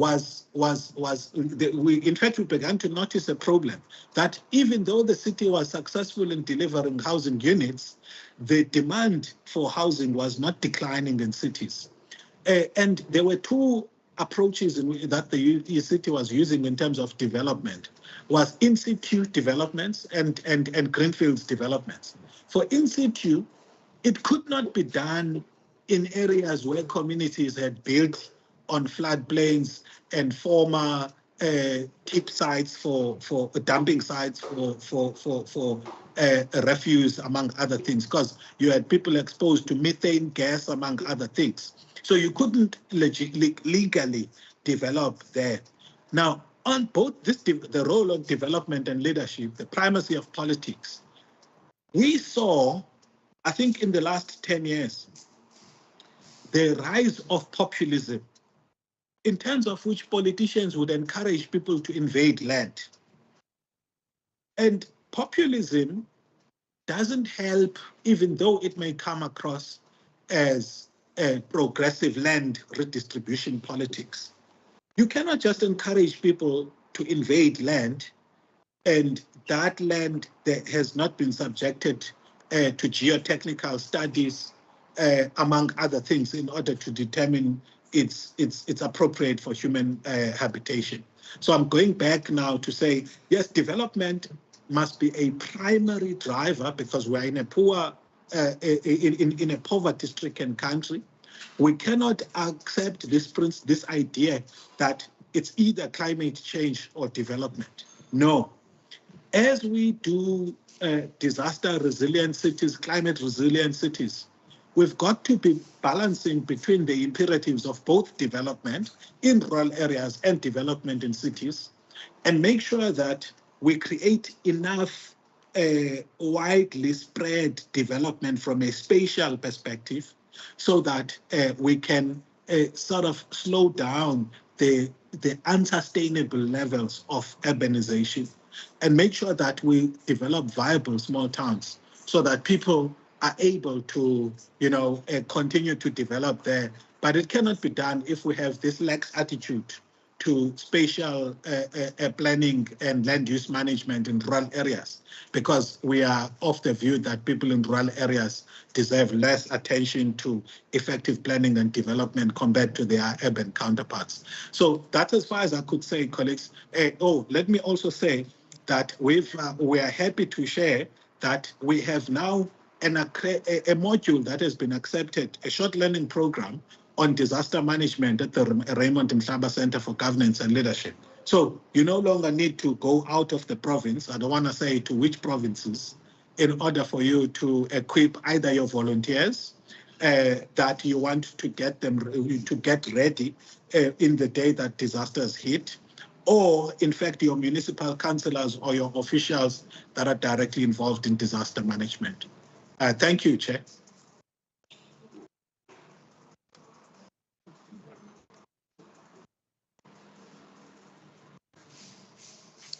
Thank you very much, Mr. Mtinka. It's always a pleasure. Dr. Mtinka, it's always a pleasure listening to him when he's doing his political analysis, because he always highlights all the important things that we miss when we are listening to what is going on around the world. Thank you very much, Doc. I'm going to now hand over to my colleague, Dr. Tafeni, who is going to be facilitating the Q&A session.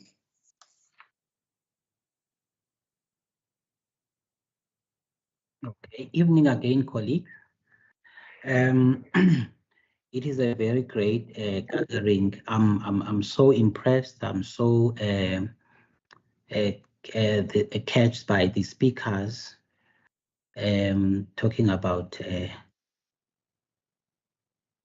challenges that we are having in our province. It is good that to see that our academics under one roof discussing the issue and the challenges of our country and the society at large.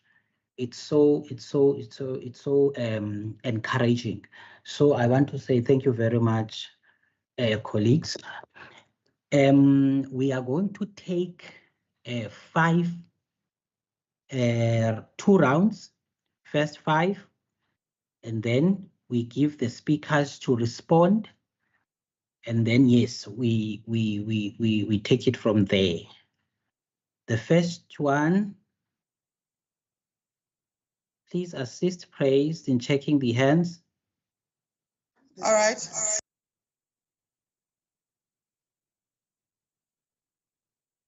I think Nithonze is the first. Okay, thank you so much for And this also opportunity. Unati will follow the first.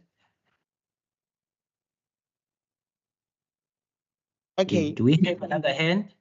Okay, also Mr. Tomose is the third on the row.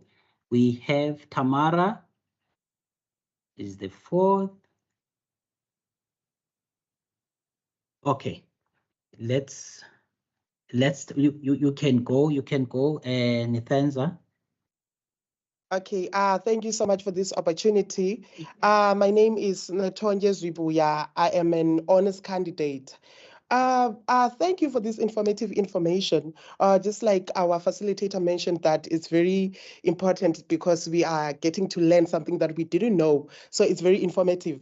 So as we know that one of the most critical factors in saving lives during a disaster is how early communities are warned and how quickly they can respond. So without effective early warning systems, even the best disaster response plans can fail.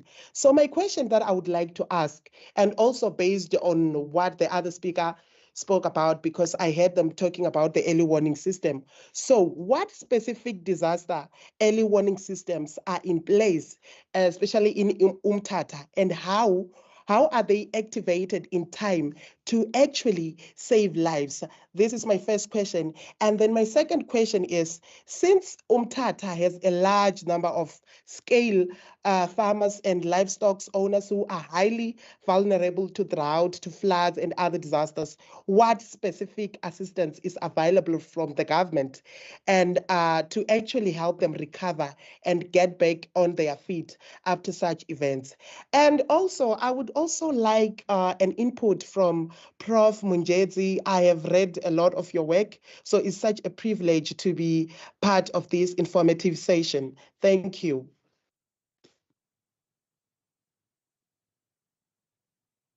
Okay, thank you. I hope Prof, you wanted to say Prof. Mushunje. Can you please, colleagues, take note, ne? It's Prof. Munjezi. Munjezi, ne? Yes. Okay, Yeah, Prof. Munjezi. Okay, sure, thanks. Can you please take your pens, colleagues, as the speakers, as they ask these questions so that we can answer after. Okay. As per the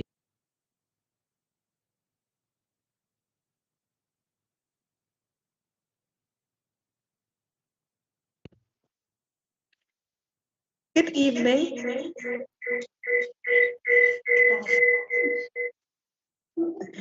Good evening. My name is Omashudu Marbini, and as I was listening to this conversation, so my question is that what support was given to the high school students during this time, given that they were writing exams?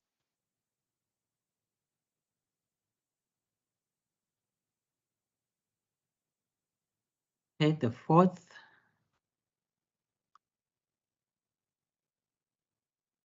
Evening, colleagues.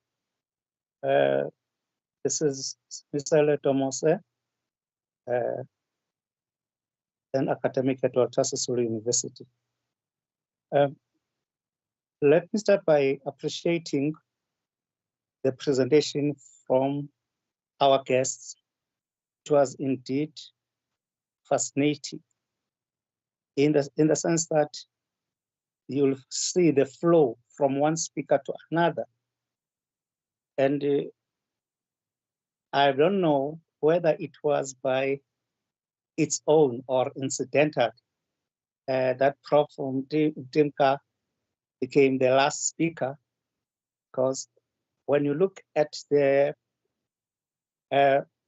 presentation, his presentation, you will find out that he was actually trying to give the pointers, put emphasis on the pointers that have been already highlighted by the previous speakers. Thank you very much. And as I was listening, Dr. Tafeni, the speakers, and they come now and again talking about infrastructure, poverty, and early warning thing, kind of the approaches that can be done to mitigate the disaster, the magnitude of a disaster, by the way. But the most important question, I think I'm linking my question to the leadership and systems as outlined by Prof. Mtimka, because when you look at the policies, you look at intergovernmental relations, cooperative governance, intergovernmental fiscal, as already indicated, you will pick up something that among both the administrators and the politicians, they do have the knowledge in terms of qualifications that talks to what has to be done in cases of mitigating disaster and all the stuff. And then the question is, what can be done positively to move away from the point of doing things, making up policies for compliance? What can be done to improve monitoring and evaluation? What can be done to ensure that the interface between politics and administration is engaged and come with workable solutions. I think those are the things that I wanted to highlight from the platform. Thank you. Thank you, Dr. Tomose. Can I have Tamara?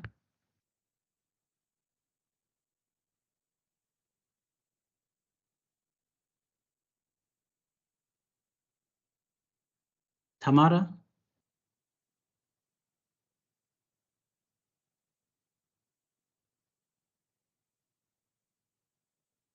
Unmute.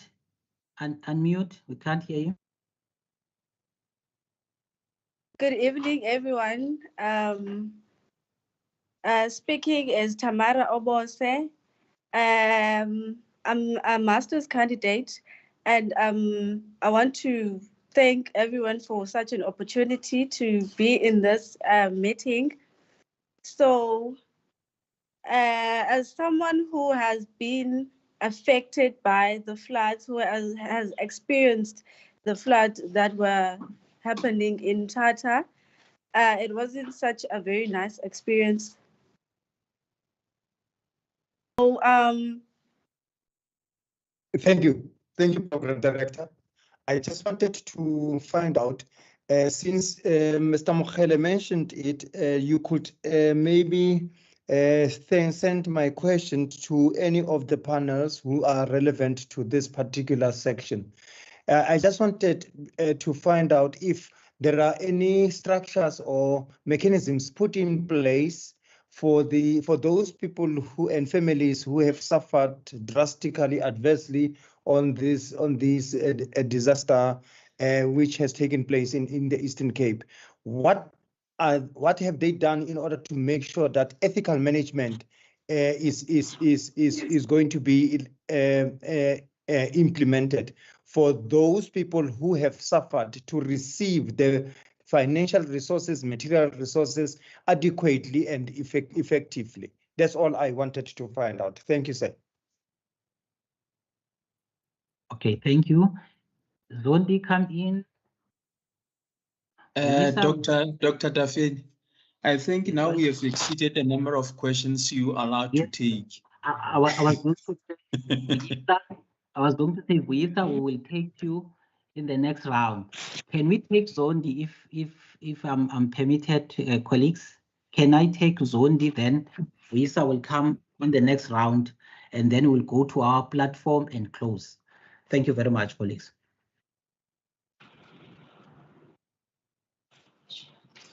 Am I audible? Yes, yes. So in the light of the deeply troubling cases from Tata, ladies and gentlemen, esteemed colleagues and distinguished guests, my name is Zenande Zondi, an honors candidate at the Nelson Mandela University. And thank you so much for this opportunity.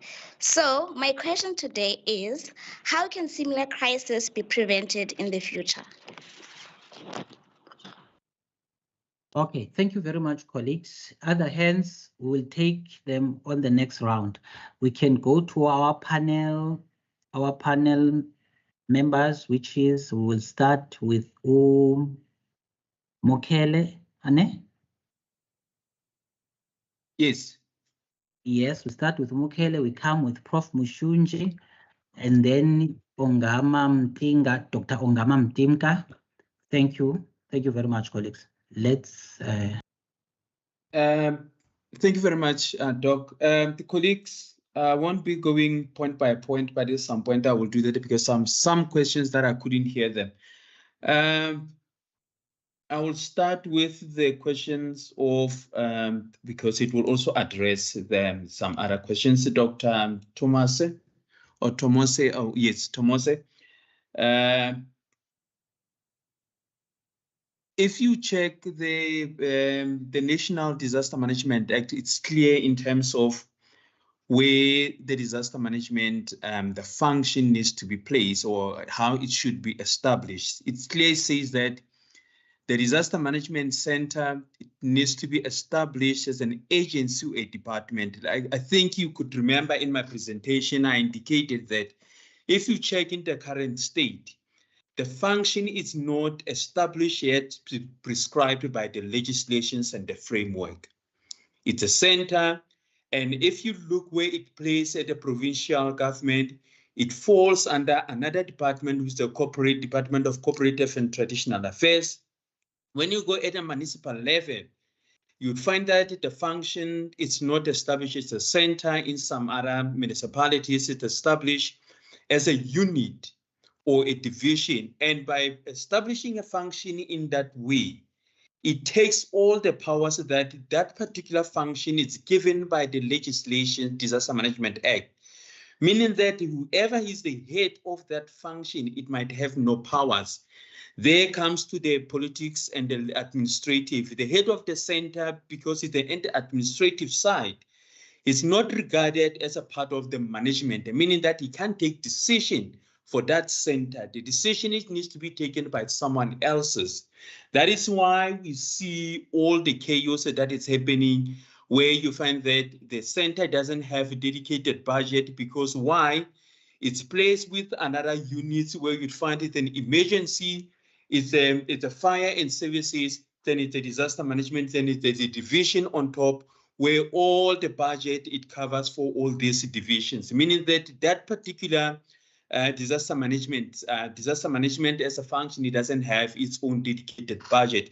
It shares the budget with the other units. Then comes when it's the crisis, not even before the crisis, then you see that the activities that needs to happen, like the one that I've mentioned on the left side, which is the preparedness, mitigations, and the preventative, they don't happen because they are waiting for a disaster to happen.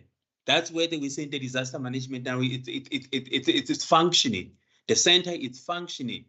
Then, if there is no disaster, we have other functions that needs to happen. The activities, the risk assessment, the vulnerability. There are a lot of things that needs to happen. Awareness that the people talked about it here. Public awareness. It doesn't happen because the idea is that the disaster management is when we're responding when the disaster is happening. Then, moving to another question someone asked about the measures that are also put in place. Remember, when there is a disaster, the activation of resources happens immediately. But now the issue is that when it comes to reporting, because remember the provinces, they can't implement. The municipalities are the one who are given the responsibility. Even similar with the disaster that is happening, all the money will go to the municipalities. The money will not stay at the province. The province will coordinate all the activities. That is why the municipalities, when they are done responding, they have to give, they have to conduct a monitoring where they have to respond to the province saying that the money that you gave us is, we did this, blah, blah, blah, blah. But here is the case. There is no legislation that forces them, that give powers to the provinces to force the municipalities to respond, to saying that we want our report because we gave you this money. The municipality can decide to stay like that without reporting. They are not obligated, but they know that they need to report in terms of monitoring and evaluation to say that, okay, the disaster relief funds that you gave us, we did this, blah, blah, blah, blah, blah. But because of the legislation forcing the provinces to saying that we're giving the powers, then this is the sanction that you need to put to the municipalities. They are not reporting that we don't have it. That is why we have, but as we don't mention as corruption, but that's why you see the money just disappear. And especially the disaster relief funds would just disappear. And the last one talked about the other one talks about the availability of the early warning messages. You can't have fixed early warning messages. Your messages, the manner how you inform the community must be versatile because the disaster changes all the time. That's where the problem is happening now, based on your question, Notonje. They use the same messages that at the same time they can reach the communities immediately. That is why we talked about the adaptability, where the message, the the mechanisms that you have in place needs to adapt with the situation that is happening. You can't have the mechanisms that are fixed, of which that is a problem with the mechanisms that we have now in terms of communicating early warning message. And I think we wrote a paper with Dr. Mvanyasha on these issues where we address the disasters at warmer informal settlements, where we looked at how the municipalities communicate with communities in terms of flooding and which early warning messages do they use. Then we find a lot of messed up things there that I cannot go into now. And the last one, I think the main issue is the inoperable of institutional arrangements. And remember, colleagues, when we respond to disaster, it's not the responsibility of the disaster management center. Disaster management centers, in my presentation, I indicated, they are not the responders. They provide the support and coordinating roles, in a sense that someone asked about the questions about the people who need the counseling. Disaster Management Center needs to know who are those people who can provide that. Social development needs to be part of that. Then we have the people who lost houses. Human settlements, they need to know who can contact. All these the departments need to form part of the institutional arrangement. But when it comes to disaster management centers, they are not the responders. They are playing a coordinating and support roles. That's it. Thank you very much.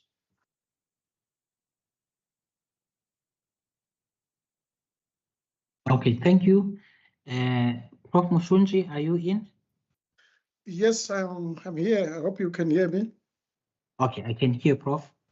Okay, I think Mr. Mokele has responded to most of the questions, and I think most of the questions were really directed to his portfolio for where he's coming from. I just want to add to respond to what Tamara and Zondi mentioned. I think Tamara talked about the KZN disaster, and like I said earlier on, it was a wake-up call for the country. And there are lessons that I think were learned from that disaster. But like Mr. Mokele has just said, that when these disasters strike, they come in different forms and shapes.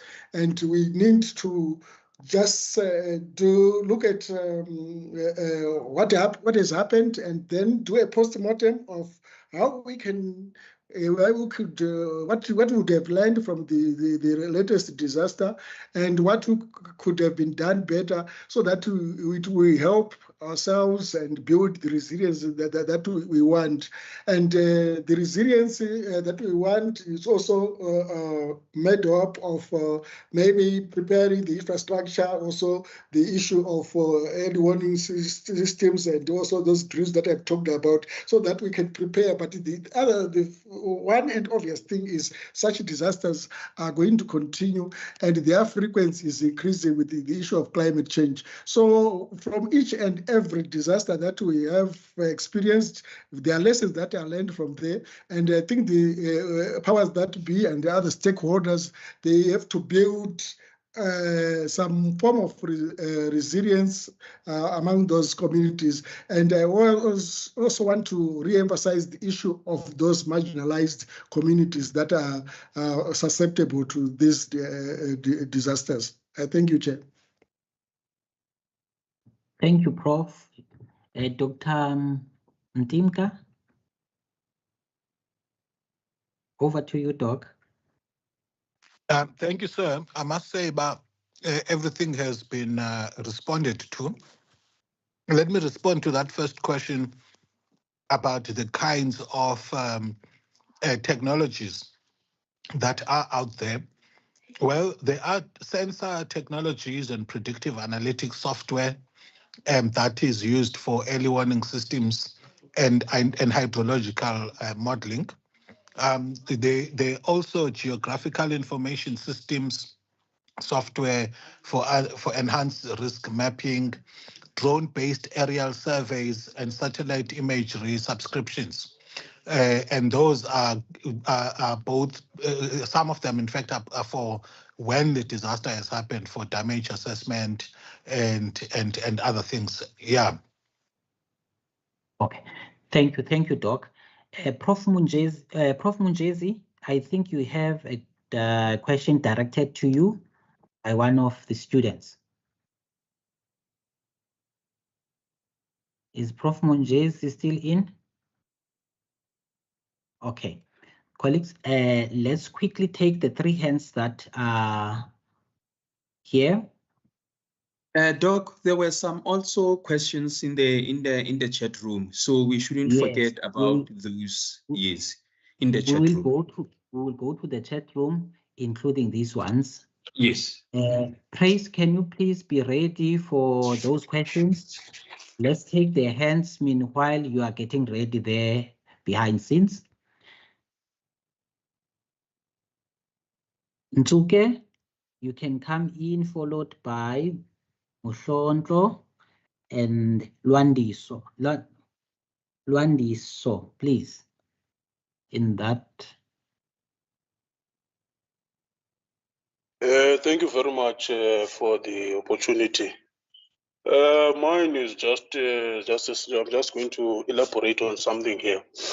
On the topic that we are discussing here today, I just want to say that yes, the government has they've really tried to actually implement strategies to manage the situation of the floods in Umtata. But just to add on pre-floods, the South African Weather Services did give warnings about the weather conditions that were going to take place in that particular week. But because we have a government that is reactionary, a government that wants to act based on, on a situation that is, we were supposed to have had a government that was proactive, because the South African Weather Service did indicate what was going to happen. But instead of the government, having measures to try and, deal with the matter that, any of disaster that might occur, they only wanted to react once the actual disaster occurred. It should not be a precedent that we have a government that is going to always be reactionary on things that that occur. Must have a government that is proactive of what could happen. We had, emergency teams from East London and all other places that had to come and assist Mtata. Yet even the particular Mtata was supposed to have its own emergency team that could deal with such situations. Because, things of floods, it's not something new from Mtata. So we need to really have a government that is proactive in these things, not to want to react when these incidences have occurred. Have a government that is going to be proactive in these things. I just wanted to say that. Thank you. Thank you, sir. Thank you very much.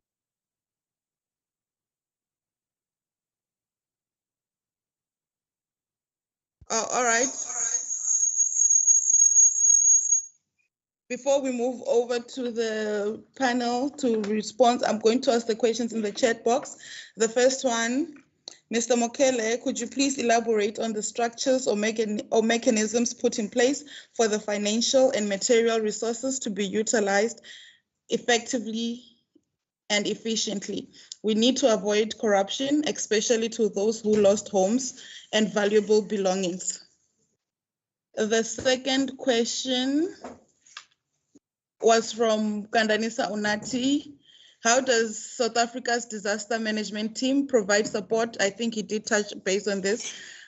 Provide support to individuals affected by disasters like Mutata's floods, particularly in terms of psychology counseling and financial assistance. The other question, to what extent have administrative inefficiencies and inadequate community communication strategies contributed to the Eastern Cape's lack of preparedness in disaster management? I'm just going to skip those that were answered. And another one from Mr. Mhlonto. Can the incorporation of sustainable measures approaches such as sustainable science play a meaningful role in disaster management, especially in shaping especially in shaping the long-term community-based resilience strategies. And the last one, it was a comment. Okay. The other one is saying it is crucial to focus on preventing rather than just responding to the damage after it occurs. Given that Butterworth has experienced similar floods before, what measures can be taken to mitigate the impact of such disasters in the future? I'm just browsing through. Thank you very much. Thank you very much, Faith. We cannot answer all of them, otherwise, yes, we'll finish at 9 tomorrow. We'll finish. Yes. Let's go to Stenele and then we close, colleagues. Yes.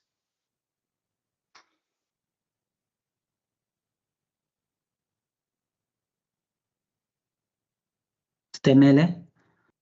Okay. Over to you. Hi, Chair. Am I audible? Yes. Yes, you are audible. All right, Chair. Thank you so much. My name is Lwandiso Stemele. I hold a master's from NNMU, where my dissertation was focusing on community participation in disaster risk management, a case study of Nelson Mandela Bay. And I also work at the Disaster Management Center within Nelson Mandela Bay, but I'm here on this platform as just an ordinary citizen.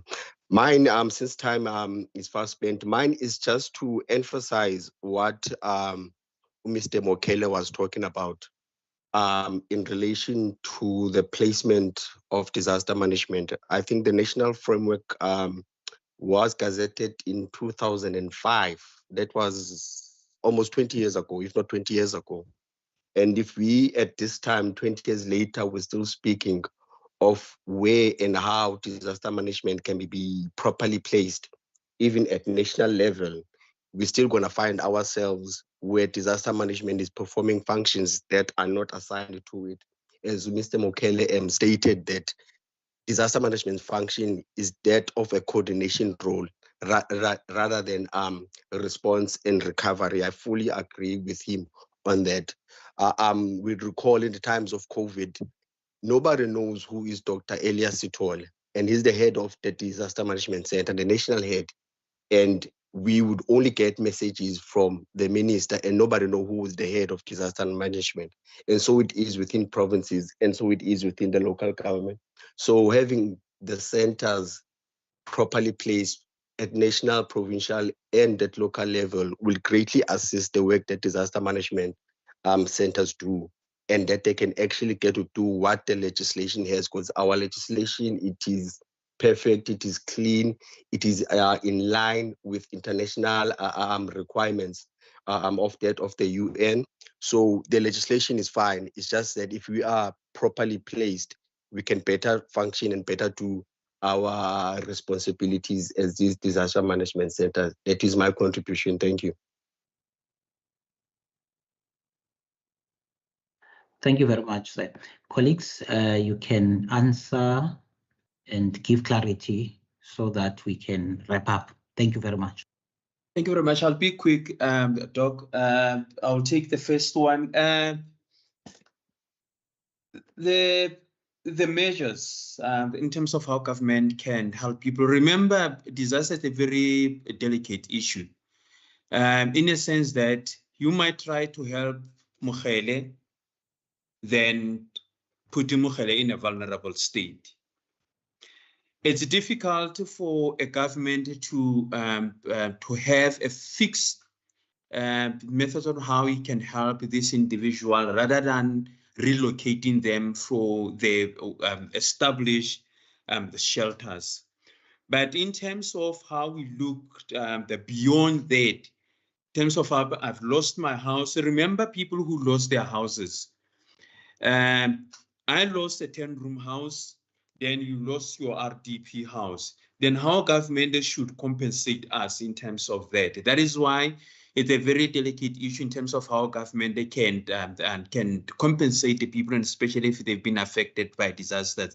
Take for an example with the KZN. KZN are still struggling now on how they can address that issues, because if I was staying in a 10-bedroom, in the 10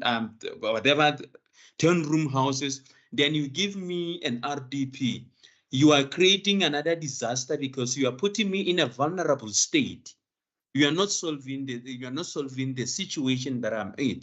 That is why government is the only thing, the measures that are in place when there is a disaster, then they move people from there, they relocate them from the whatever the shelter that has been established, or the other area that we say, okay, you guys will live here from now when we see as a government what we can do in the meantime. But people, they cannot be compensated unless they have insurance, of which is the one of the issues that is on the debate of how people can have insurance so that when the disasters happen, then the people cannot be in this state that we see now. Thank you very much.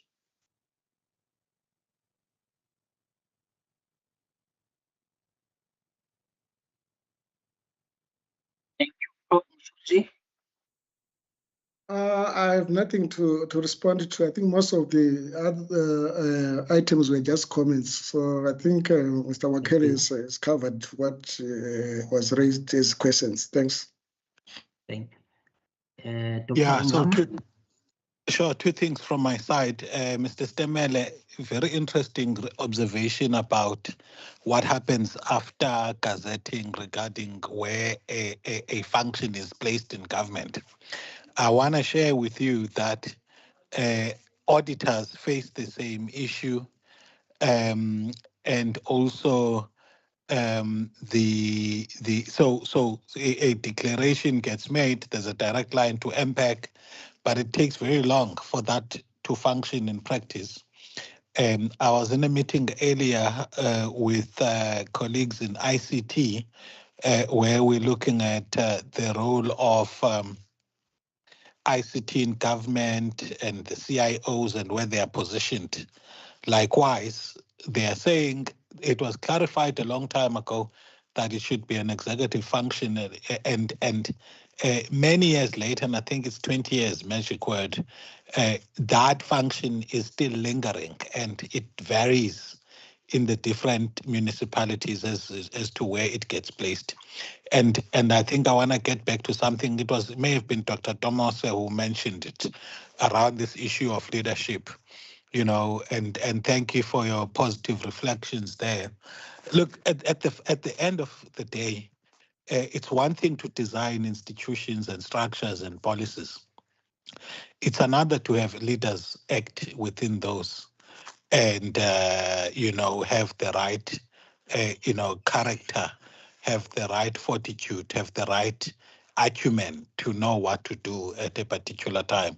Situational leadership. I think that's also something that Dr. now also mentioned. So yeah, thanks, colleagues. I think as it has been said by many scholars, everything rises and falls on leadership. Thank you. Okay, thank you very much, colleagues. Thank you very much. We appreciate. The Q's and A's session is closed. I just want to say it is very, very nice. It's very good when academics, students and academics, senior academics meet under one roof to discuss issues that are challenges in our society, communities. As we know that institutions of higher learning are there to close the gaps, to assist the communities and our country to strive. And it's good that we meet under this roof for betterment of our country. Thank you very much, colleagues. Over to you, Praise. Ms. Praise, thank you very much. Thank you very much, Dr. Tafeni. We are now about to conclude our session this evening. I am going to call Prof. Stradom to come and do the vote of thanks. And as colleagues will be exiting after the vote of thanks, we will play the last clip of the video. Thank you very much. Over to Prof. Stradom. Thank you, Program Director. As we wrap up, I'd like to extend heartfelt appreciation to everybody who made today's webinar possible. First and foremost, of course, to Saapam Eastern Cape Chapter for organizing this critical forum, and for all participants who joined us virtually today and actively contributed to this discussion. Thank you to everyone. Special thanks to Dr. Pillay our Eastern Cape chairperson, for your insightful welcome and your clear framing of today's purpose. Thank you very much for our program director, Ms. Ramaru, who skillfully moderated and ensured a productive, respectful, and engaging discussion. Thank you.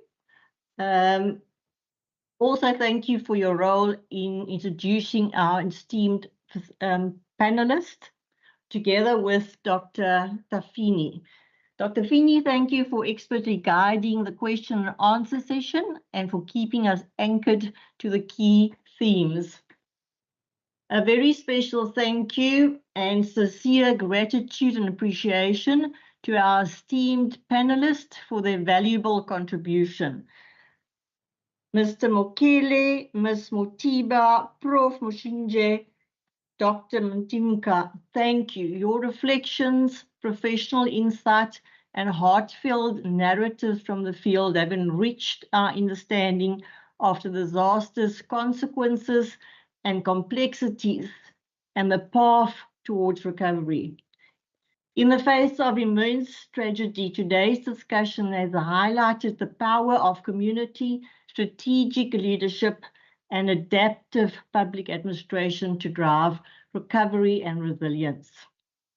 In closing, as we leave, let us translate insights into actions, advocating for improved disaster planning, infrastructure upgrades, and sustained support for effective communities. Thank you once again for joining us.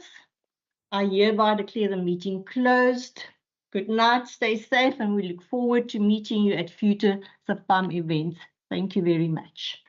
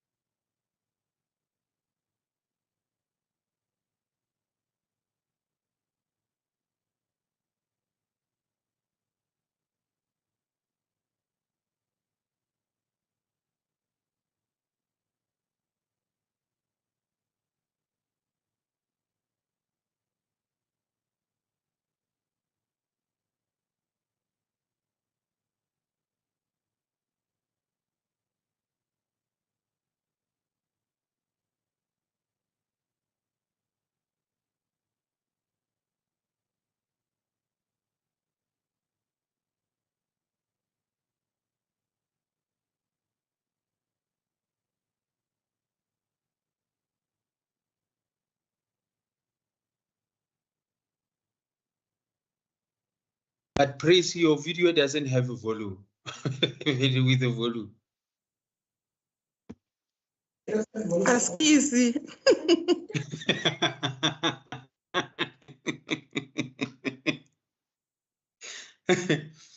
I want to check Stemel is left.